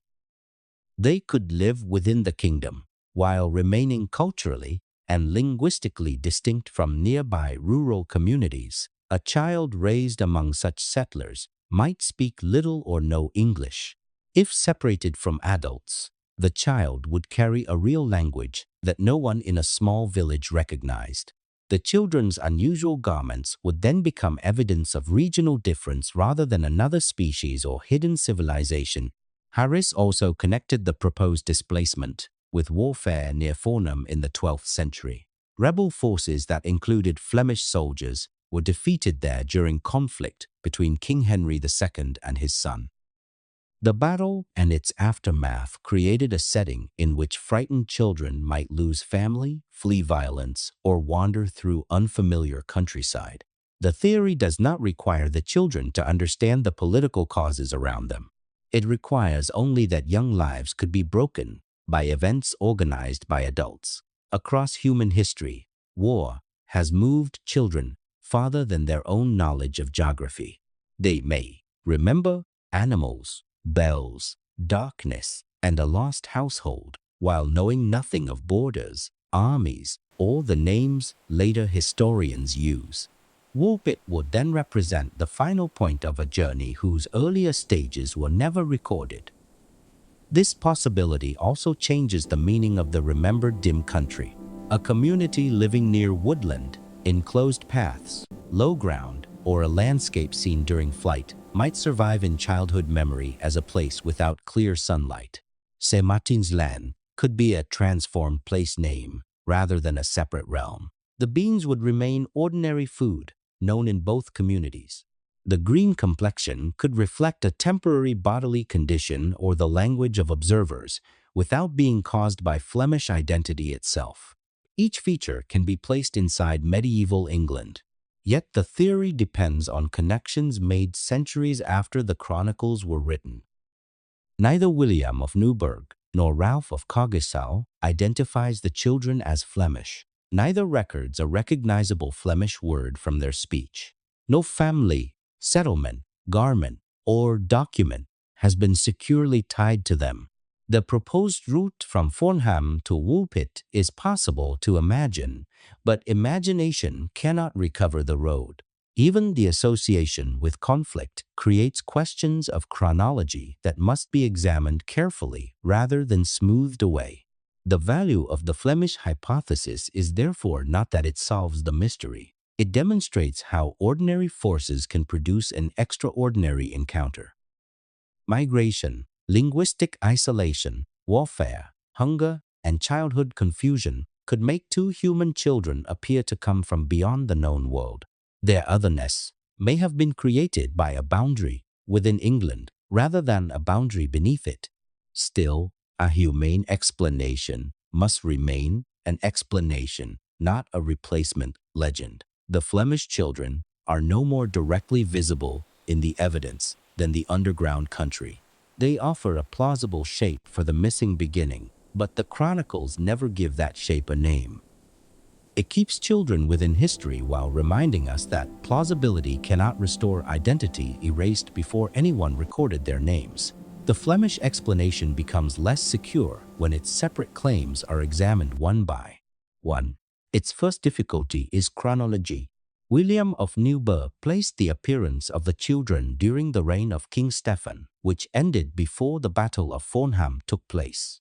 The proposed connection with violence involving Flemish forces therefore requires either William's dating to be mistaken, the story to have been attached to the wrong reign, or the children's displacement to have come from another episode entirely.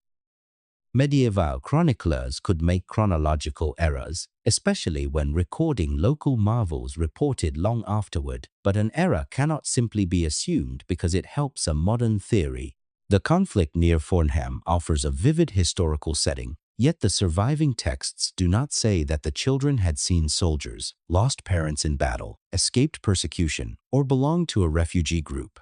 Those details are later reconstruction. Geography creates another problem. Farnham St. Martin and Woolpit belong to the same broad region, making travel between them possible, but possibility does not reveal the route. The girl's remembered land was described as dim, separated from another bright country by a river and associated with St. Martin. Connecting that description directly to one English village depends heavily on the shared name. Medieval Europe contained many churches and settlements dedicated to St. Martin. A familiar saint's name could also have entered the story through translation or through the listeners who tried to understand her words. Without a recorded name in her first language, the connection remains suggestive rather than identifying. The linguistic argument is also incomplete. Flemish speech could have been unfamiliar in rural Suffolk, but no word, sound pattern, personal name, or phrase from the children survives. Their language could therefore be placed within many human possibilities, while none can be tested. Unusual clothing faces the same limit. Flemish textile communities may have produced recognizable differences in dress, yet the chroniclers provide no weave, fiber, cut, fastening, or ornament that can be compared with known garments. The clothes prove unfamiliarity only to those who saw them. They do not identify the hands that made them. Across human history, explanations have often grown persuasive because several uncertain details are made to support one another. Unknown speech becomes Flemish because the clothing seems foreign. The clothing becomes Flemish because a battle involved Flemish soldiers. St. Martin's land becomes Farnham St. Martin because the name matches. The children's weakness then becomes evidence of hiding after violence. Each step is possible, but each depends upon the one before it, and none is independently secured by the medieval record. A chain of plausible links can still hang from no confirmed starting point. The problem is not that historians are forbidden to infer. Inference is necessary whenever records are incomplete. The problem begins when a context is repeated until it sounds like biography. No document links Richard de Cannes' household with missing Flemish parents, and no archaeological trace joins the children to Farnham. The theory gains clarity from details that the children were not recorded as giving. This does not make the Flemish explanation useless. It restores war, migration, language, and childhood displacement to a story often removed from human history. It shows that medieval England contained enough cultural boundaries to make ordinary children appear impossible to a village that could not recognize them. It also reminds us that the mystery may have begun with social distance rather than physical distance. Yet the theory cannot name the children, locate their family, identify their speech, or reconcile every chronological detail. It explains how such an encounter could happen, not how this encounter did happen. The most responsible conclusion remains open. They may have been lost children from another human community, perhaps even a Flemish one, but the evidence ends before their homeland can be recovered. History brings them back above ground, while still leaving the road behind them unmarked.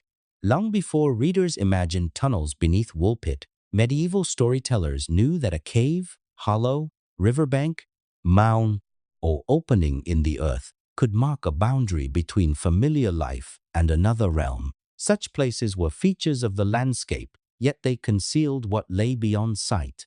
A traveler entering darkness could lose direction, time, and a sense of distance. When that traveler returned with a strange account, the hidden path offered a shape for the mystery. The earth did not need to contain a kingdom for the opening to become a threshold in memory. It only needed to hide the road that connected departure with return. The Green Children of Woolpit belong near this tradition, but resemblance must not be confused with proof. One near contemporary example was recorded by Gerald of Wales. He told of a boy who entered an underground passage and reached a country of fields and rivers where full sunlight was absent. The people there were small, their society was ordered, and the boy moved between their world and his own until the route was lost. The comparison with Woolpit is clear: an enclosed passage, dim light, an unfamiliar population, and a crossing between worlds. Yet no surviving document shows that William of Newburgh or Ralph of Coggeshall copied Gerald's story, or that all three writers drew from one fixed tale. Similar images can arise independently in societies that share landscapes, beliefs, and ways of explaining disappearance. Medieval Britain contained caves, mines, sunken roads, wooded hollows, burial mounds, and riverbanks where visibility changed suddenly. It also contained stories of beings who lived beside humanity without belonging to the human world. These traditions did not form one consistent system. The hidden people of one account might be beautiful, dangerous, Christian, deceptive, generous, or morally superior, while another account described something different. Calling every strange inhabitant a fairy can flatten this variety into a later category that the original writers may not have used. The Woolpit children were not described with wings, magical powers, or non-human bodies. They were hungry, frightened, clothed, speaking, and vulnerable. Their resemblance to otherworld tales lies mainly in the route and atmosphere surrounding them, not in a complete set of supernatural features. From the beginnings of human culture, people have used boundaries in the landscape to think about boundaries in life. Darkness could separate safety from danger, childhood from adulthood, the living from the dead, or one community from another. A cave carried special force because it entered the same ground from which food grew and into which bodies were buried. It could protect, imprison, or conceal. When a missing person returned from such a place, ordinary geography could easily acquire a second meaning. The Woolpit pit may therefore have worked in two ways at once. It may have been a hollow near the discovery, and it may have helped listeners organize an arrival that had no visible route. The girl's description of dim light strengthened that pattern. Once darkness, a passage, and an unfamiliar land were connected, the story began to resemble forms already available within medieval imagination. That resemblance does not tell us whether a real encounter occurred. Folklore can grow around an event, preserve an emotional truth, or provide language when direct explanation has failed. It can also create an event entirely from inherited motifs. The chronicles do not allow us to decide among these possibilities. What can be said is that Woolpit did not enter an empty imagination. Medieval listeners already understood that crossing into a hidden place could alter identity, time, and belonging. The children's unknown, speech, and green appearance made that pattern feel newly visible, yet their hunger and unequal survival kept the account attached to fragile human bodies. The cave motif may explain how the story was shaped, but it cannot tell us who the children were before the earth became the last boundary anyone remembered them crossing. A landscape does not need to be underground to feel removed from the sun. Dense woodland can turn midday into a muted green light, especially where branches close above narrow paths and the ground falls away beneath them. A deep valley can lose direct sunlight while higher land remains bright. Mist can soften distance until fields, buildings, and people seem to belong to the same pale surface. Smoke from hearths, damp weather, heavy cloud, and the long shadows of evening can also transform a familiar country into something that feels permanently dim. None of these conditions identifies the homeland remembered by the girl of Woolpit, but they show how ordinary places can produce extraordinary descriptions when they are carried through childhood memory. The chronicles preserve a contrast between her former land and the brighter world beyond it. William of Newburgh wrote of light resembling twilight, while Ralph of Coggeshall emphasized a green appearance across the country and its inhabitants.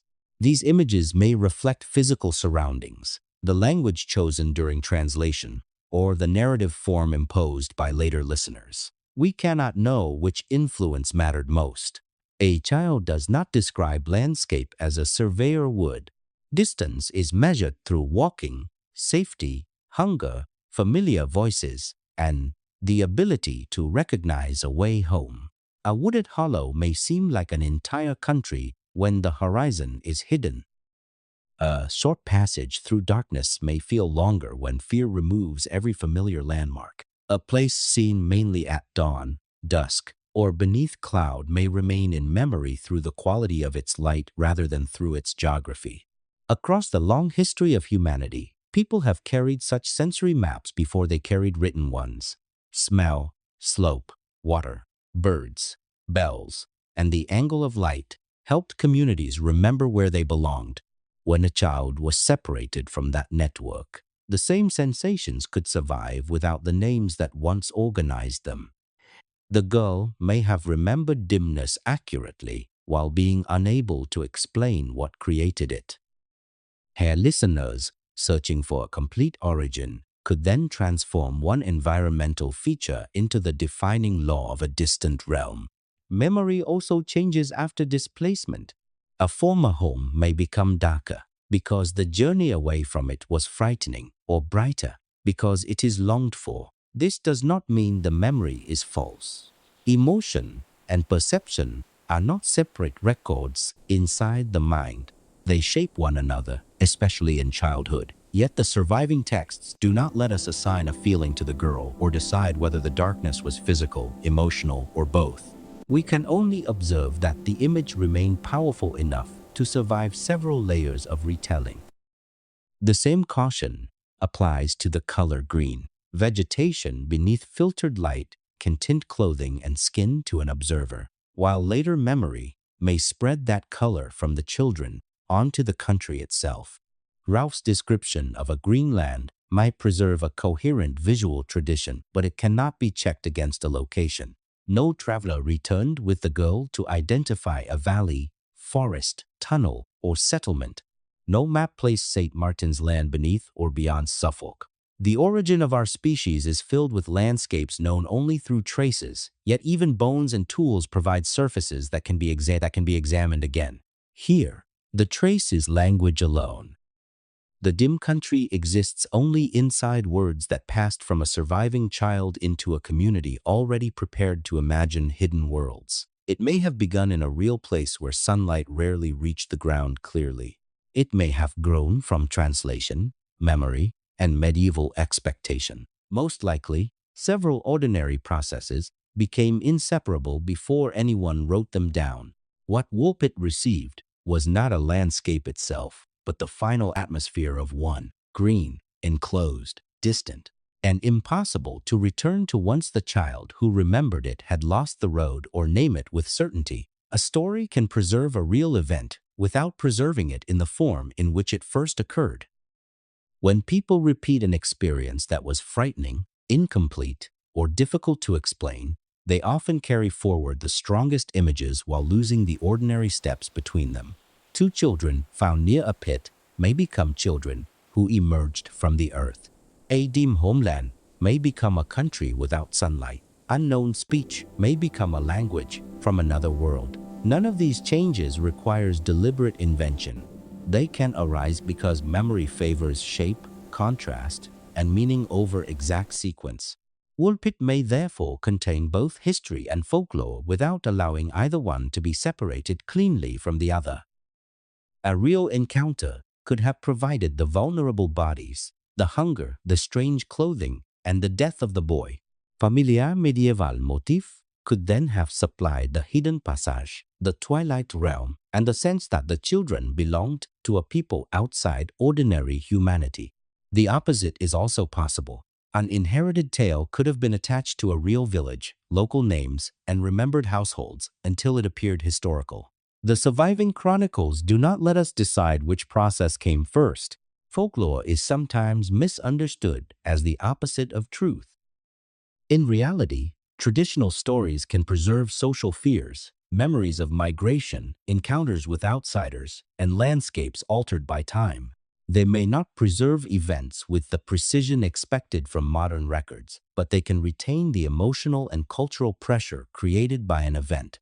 A community that found two displaced children might remember not only their appearance, but the disturbance they caused in local ideas about belonging. Across the long beginning of human culture, stories helped groups explain strangers before writing existed. They warned, classified, remembered, and sometimes transformed outsiders into beings who seemed to come from beyond the human world. The Woolpit children may stand inside that ancient habit. Their bodies were human, yet the absence of a known family allowed imagination to expand around them. The less the villagers knew, the more the landscape, clothing, language, and color had to carry the burden of explanation. Over time, the story also became useful beyond the original event. It could express anxiety about foreigners, curiosity about hidden peoples, religious ideas about marvelous creation, or concern for children displaced by violence. Different ages emphasized different meanings. Medieval writers preserved a wonder whose cause was unknown. Later, folklorists compared it with tales of underground beings. Modern interpreters have searched for refugees, medical conditions, distant planets, or psychological symbolism. Each interpretation reveals something about the age producing it, even when it reveals little about the children themselves. This layered growth does not make the story worthless. It makes the story evidence of how human communities respond when facts are too few to close a question. The origins of our species are also reconstructed from fragments surrounded by interpretation.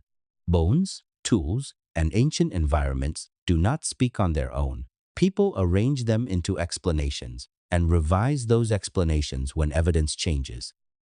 Woolpit offers a fragile version of the same responsibility. The written traces are real, but the world they describe cannot be entered again. We must distinguish what the texts say from what later minds have added, while accepting that even the earliest account may already contain inherited narrative shapes. Beneath the green color, an underground passage may lie a simpler human event. Two children crossed a boundary, lost the people who could explain them, and were remembered by strangers. Yet, even that humane reconstruction remains a possibility rather than a recovered fact. Folklore may have hidden history inside it, History may have borrowed the language of folklore, or both may have grown together from the beginning. The mystery survives because the record cannot tell us where observation ended and meaning began. No surviving voice can separate those layers without damaging the silence between them. The story did not remain fixed inside the manuscripts of William of Newburgh and Ralph of Coggeshall.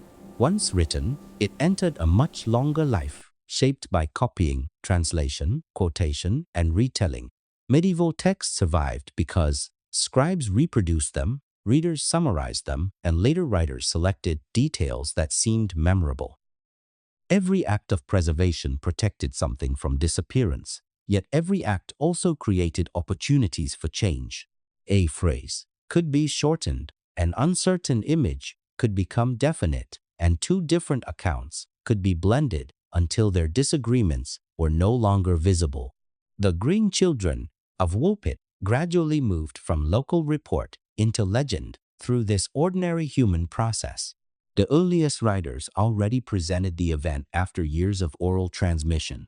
Later generations received not the children themselves, but Latin narratives containing green skin, unknown speech, beans, a dead boy, a surviving girl, dim light, bells, cattle, and a pit.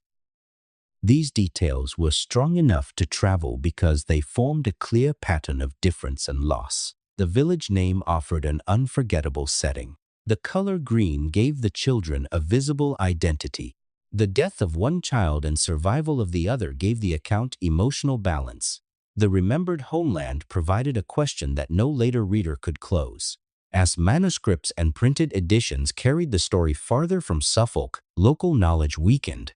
Readers no longer knew the landscape, the household of Richard de Calne, or the practical meaning of pits, fields, and bells. What remained were images that could survive without context.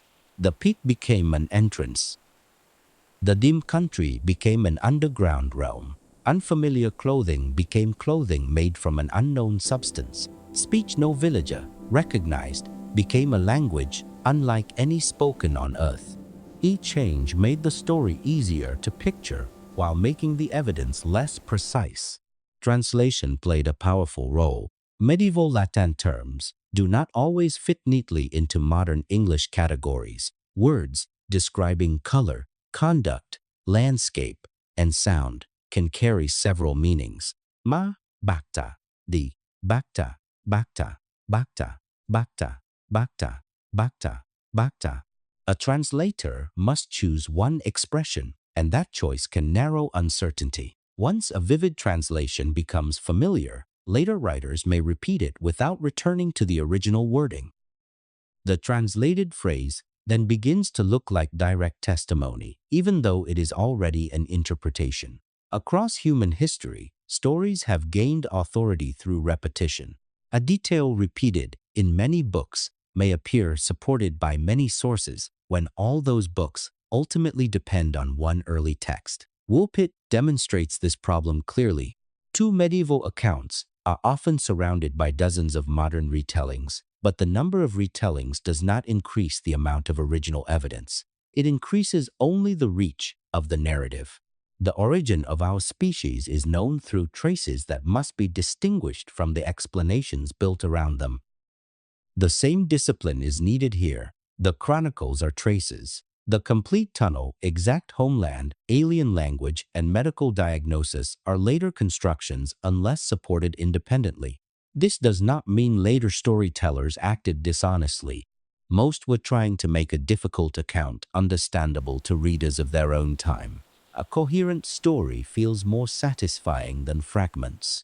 It gives the children a route, a cause, and a world from which they came. Yet coherence can hide where knowledge ends. By the time Woolpit became widely known as a mystery, the story often appeared older, smoother, and more certain than the surviving texts justify. The legend grew not because new witnesses emerged, but because each age arranged the same small body of evidence into a shape it could recognize. The more often that shape was repeated, the harder it became to see missing names, dates, and voices beneath it, especially the girl's voice before translation changed how her memories could be expressed clearly.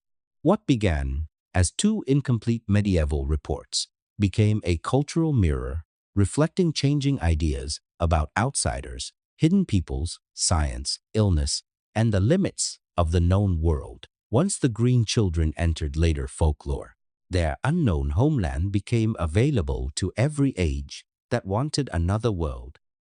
In some retellings, they were linked with fairies or hidden people believed to lie beneath hills, inside mounds, or beyond ordinary sunlight. The connection was understandable.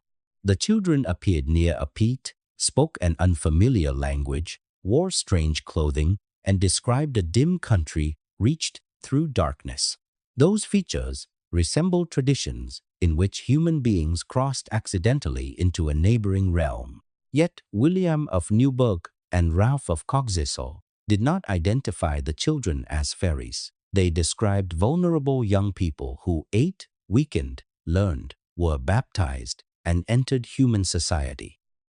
The fairy interpretation grew from comparison, not from a statement made by the earliest witnesses. Later readers also imagined hidden populations living underground. Improvements in geography revealed more of the planet's surface, but deep caves and the interior of the Earth remained difficult to picture. Literature could place forgotten peoples beneath mountains or inside a hollow world, turning the missing road to Woolpit into a physical passage toward an undiscovered civilization. This idea gave the children a complete homeland, but no excavation map or independent medieval record has revealed such a society beneath Suffolk. The underground country belongs to imaginative reconstruction. During the modern age, the same details were rearranged once again. The dim land became a distant planet. The strange garments became advanced clothing. The unknown speech became an extraterrestrial language, and the sudden transition into Woolpit became a form of transportation beyond medieval understanding. Green skin, already separated from ordinary complexion by centuries of storytelling, seemed to provide the visual sign expected of visitors from space. The children could then be presented as an early alien encounter recorded before people possessed the language to recognize it. Nothing in the medieval sources supports that claim. The chroniclers mention no craft, machinery, lights in the sky, non-human anatomy, or knowledge beyond the children's age and circumstances. Every surviving feature can exist within human experience, even when its exact cause remains unknown. The alien interpretation tells us more about modern imagination than about 12th century Suffolk. Across human history, unknown peoples have often been placed wherever contemporary knowledge becomes weakest. They once lived beyond seas, behind mountains, beneath the earth, or inside forests. When the sky became the largest remaining frontier, mysterious strangers were moved there. The children did not change, but the distance assigned to them expanded. Fiery land, a hidden terrestrial population, and another planet each supplied what the record lacked: a named category, a complete route, and an explanation for visible difference. These additions make the story easier to finish, yet they remove attention from the children's actual vulnerability. Fairies do not need refugee families. Underground races do not require lost villages. Alien visitors turn hunger, language loss, and the death of a child into supporting effects of a cosmic puzzle. The human event beneath the mystery becomes smaller as the imagined origin becomes larger. Literature and speculative thought are free to use Woolpit as a doorway into other worlds. Such works can preserve the emotional force of the old account and ask meaningful questions about belonging. The era begins only when imaginative interpretation is presented as historical evidence. No fairy community, subterranean nation, or extraterrestrial population has been demonstrated by the chronicles. The sources preserve children who were treated as strange because no known community claimed them. Each later age gave that absence the shape of its favorite unknown. Their story survives not because those worlds were verified, but because uncertainty repeatedly invites the imagination to build beyond the surviving evidence still available. The medieval world placed mystery below the ground. Modern culture carried it beyond the earth. Between those destinations, the children themselves remained where the record first left them, inside a human household, separated from their beginning, while strangers tried to turn missing knowledge into a world. The modern version of the Green Children often feels complete because it contains details the earliest writers never supplied. Readers are shown a precise tunnel, a glowing underground country, a named people, exact clothing, and a clear sequence leading from one world into another. Yet when the story is traced backward, many of these features dissolve. William of Newburgh and Ralph of Coggeshall preserved a small group of recurring elements: two children, unusual color, unknown speech, unfamiliar garments, beans, the death of the boy, the survival of the girl, and a remembered land of dim light. Around that narrow core, later storytellers built a much larger structure. Illustrators gave the children faces, postures, and costumes. Popular writers turned a pit into a doorway and uncertainty into a mapped passage. Internet summaries blended the two medieval accounts, then repeated the blended version as though it came from one witness. Each edition made the story easier to follow, but also harder to separate from invention. The process is familiar across human history. When evidence is incomplete, memory prefers sequence. A listener wants to know what happened first, how long the journey lasted, why the children were green, and what killed the boy. Silence leaves discomfort, so retelling fills it with explanation. A single phrase becomes a scene, a comparison becomes a fact, a possibility becomes the only answer. A comparison. Once the new detail appears in several places, repetition gives it the appearance of confirmation. Yet many pages may still depend on one unsupported sentence copied from an earlier retelling. The number of repetitions does not create new evidence. It only hides the age of the original uncertainty. Some additions are easy to recognize. The medieval writers did not describe spacecraft, advanced technology, glowing cities, or a separate species. They did not record medical tests or name a disease. They did not preserve the children's original words, identify their parents, or provide a route that can be followed on a map. Other editions are subtler. The children are often called brother and sister with absolute certainty, although the sources present them together and later tradition fixes the relationship more firmly. The underground homeland is frequently treated as literal, even though the texts describe discovery near a pit and a remembered journey through darkness in different ways. The girl is sometimes given a detailed adult biography that exceeds what the chronicles securely preserve. These expansions may begin in sincere attempts to make the story vivid, not in deliberate deception. Still, vividness can become misleading when the boundary between record and imagination disappears. The beginnings of humanity are often reconstructed from fragments, and the same discipline applies here. Distinguish the trace from the story built around it. Abon is not an entire life, and a medieval sentence is not an entire journey. The surviving traces deserve care precisely because they are limited. Their value does not increase when uncertainty is removed. It increases when the missing spaces remain visible. By returning to the earliest accounts, the children become less fantastic but more human. They are no longer characters carrying perfect clues toward a hidden world. They are two vulnerable young people remembered through incomplete testimony.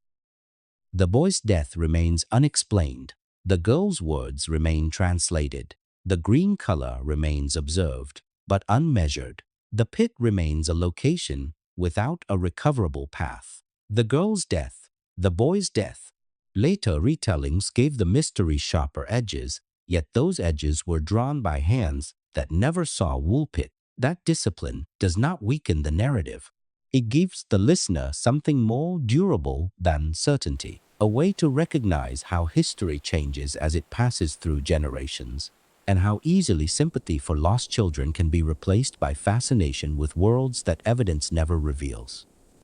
What history can protect is not a complete answer, but the difference between what was recorded, what was inferred, and what was added because silence felt impossible to leave alone. When every later explanation is removed, a small historical core remains. Two medieval chroniclers recorded that a boy and a girl were found near Woolpit in Suffolk. They were described as having green skin, wearing unfamiliar clothing, and speaking words that local people did not understand. They initially refused ordinary food, then accepted beans. The boy weakened and died. The girl survived, gradually ate other foods, lost the unusual color, learned the local language, and later spoke about a homeland remembered as dimly lit. This is the narrow foundation that can be defended without turning possibility into fact. Even within that foundation, certainty has limits. Neither chronicler witnessed the discovery. Their accounts were written after the event and depended on testimony that has not survived independently.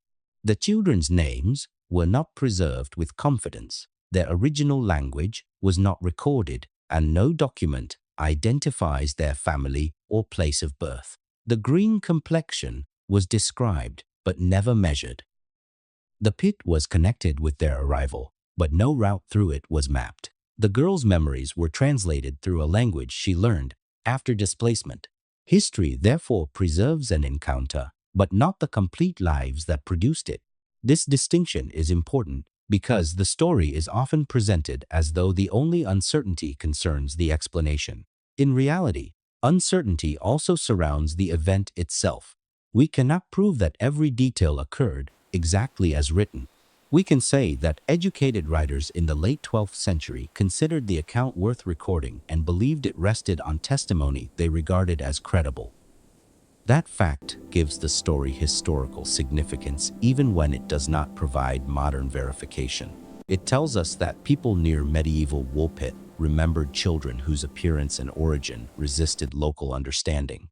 Across the long history of our species, countless meetings between unfamiliar populations disappeared without written trace. Most left no chronicler, no surviving name, and no story repeated for centuries. Woolpit might preserve one damaged memory of such an encounter: a linguistic boundary, migration, conflict, illness, or accidental separation could have produced children who appeared extraordinary to a small community. Yet no surviving evidence allows one of these conditions to be chosen as the final cause. The strongest explanation is therefore not a single theory, but a disciplined boundary around what remains unknown. Within that boundary, the children become more human rather than less mysterious. They required food, shelter, translation, and care. One body recovered while another failed. The surviving child learned how to live among strangers, but the process that saved her also removed many of the visible signs that might have connected her to home. Her clothing changed, her speech changed, and her complexion changed. The record begins only after the earlier community had vanished from view. This is why the smallest defensible story still contains a profound loss. We know that two children were said to arrive, but we do not know who first held them, named them, taught them to speak, or recognized their hunger before Woolpit. We know that the girl remembered another place, but not whether the words preserved by the chroniclers matched the place she had known. We know that the boy died, but not what illness, injury, or exhaustion ended his life. The evidence can protect these absences from being filled carelessly. It cannot make them disappear. What remains is not proof of an underground world, nor proof that every supernatural element was invented. It is a fragment of human history in which observation, memory, and folklore became inseparable before the first surviving sentence was written. That restraint is not failure. It is the only honest form of historical care. The task now is not to force the fragment into certainty, but to ask what the fragment reveals about the people who found the children, the child who survived, and the human need to complete stories when the beginning has been lost. Once the supernatural explanations are set aside, the story becomes quieter and more difficult to ignore. Two children entered a village without the people who could explain them. They had no recognized names, no shared language, no visible family, and no route that others could follow backward. Their green appearance made them memorable, but their deeper condition was displacement. They were young human beings separated from the network that normally teaches a child where food is safe, which voices can be trusted, and what place can be called home. Woolpit did not simply receive a mystery. It received two lives whose beginning had been cut away. The villagers responded first through observation. They noticed skin, clothing, speech, appetite, and behavior. Those signs mattered because communities have always used visible and audible clues to decide who belongs. Yet, a child who cannot be understood is easily turned into a symbol before being recognized as a person. The children became green before they became frightened, foreign before they became hungry, and mysterious before anyone could learn what had happened to them. This pattern has repeated throughout human history. People arriving from beyond a familiar boundary are often described by the features that make them different, while the losses that brought them there remain unseen. The boy's death makes that imbalance especially clear. He left no testimony, no adult identity, and no later place within the community. He survives only as the weaker child who did not recover. The girl lived long enough to become more than the appearance recorded at arrival, but even her later life was described mainly through the eyes of others. She learned their language, accepted their food, entered their religion, and adapted to their expectations. Survival allowed her to speak, yet the conditions of survival also reshaped the person who spoke. Her story of home was heard only after Woolpit had already changed her body, habits, and words. This is not unique to medieval England. Across generations, displaced people have survived by learning the language of those who shelter them, while the language of childhood slowly loses daily use. Clothing wears out, food habits change, names are translated, and memories become harder to communicate. A person may remain alive, while the evidence of origin becomes increasingly fragile. The Woolpit girl may have experienced this process in a form so complete that later listeners could no longer separate her remembered homeland from the words they supplied to describe it. The educational value of the story lies partly here. It asks us to notice how easily curiosity can replace care. The question, where did they come from, is natural, but it can overshadow another question, what had they lost before anyone found them? Their unknown origin may never be recovered, yet the pattern of loss is recognizable. Children depend upon continuity. They need familiar adults, repeated language, known food, safe sleep, and a stable sense of place. When those supports disappear, the body and mind must adapt under pressure. One child in Woolpit did not survive that passage. The other survived by becoming understandable to strangers. The story therefore carries a lesson about belonging. Humanity is not revealed only by shared appearance or shared speech. It is revealed by vulnerability, dependence, memory, and the need for others to respond before complete explanation is available. The villagers could not know who the children were, but they could still feed and shelter them. History cannot tell us whether compassion came easily, whether fear accompanied it, or how the girl understood those acts. It shows only that recognition grew through daily care before certainty about her origin ever became possible. Their care was imperfect and historically distant, yet it created the only future the girl received. Beneath the green skin and hidden country is a question older than the legend itself: whether people must first understand a stranger before recognizing the stranger's humanity. The story of the Green Children of Woolpit survives because it refuses to become complete. It offers enough detail to hold attention, yet not enough evidence to close the distance between the children and the world they remembered. We can identify the village, the chroniclers, the household that received them, and the sequence by which one child died while the other adapted. We can compare the two accounts, examine the language of color, consider migration, hunger, illness, memory, folklore, and the movement of stories through time. None of these efforts recovers the missing family, the original language, the road into Suffolk, or the exact cause of the green appearance. The honest conclusion is therefore not that the children came from beneath the earth, And not that every strange detail must have been invented. It is that history sometimes preserves an encounter while losing the explanation that once surrounded it.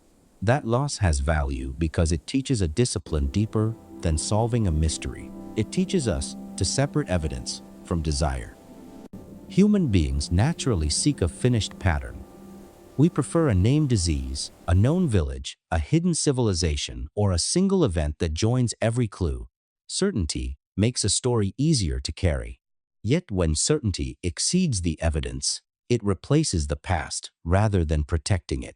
The children of Woolpit deserve better than a conclusion built only to satisfy modern curiosity.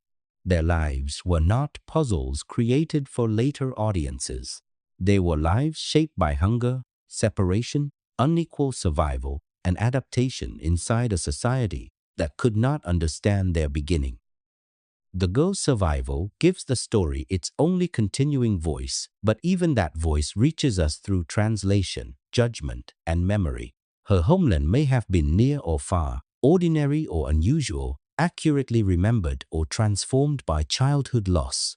The records cannot decide. What they can show is that a person may become understandable without becoming fully known. The villagers learned to feed her, speak with her, and place her inside their community, yet they never recovered the world that had formed her first.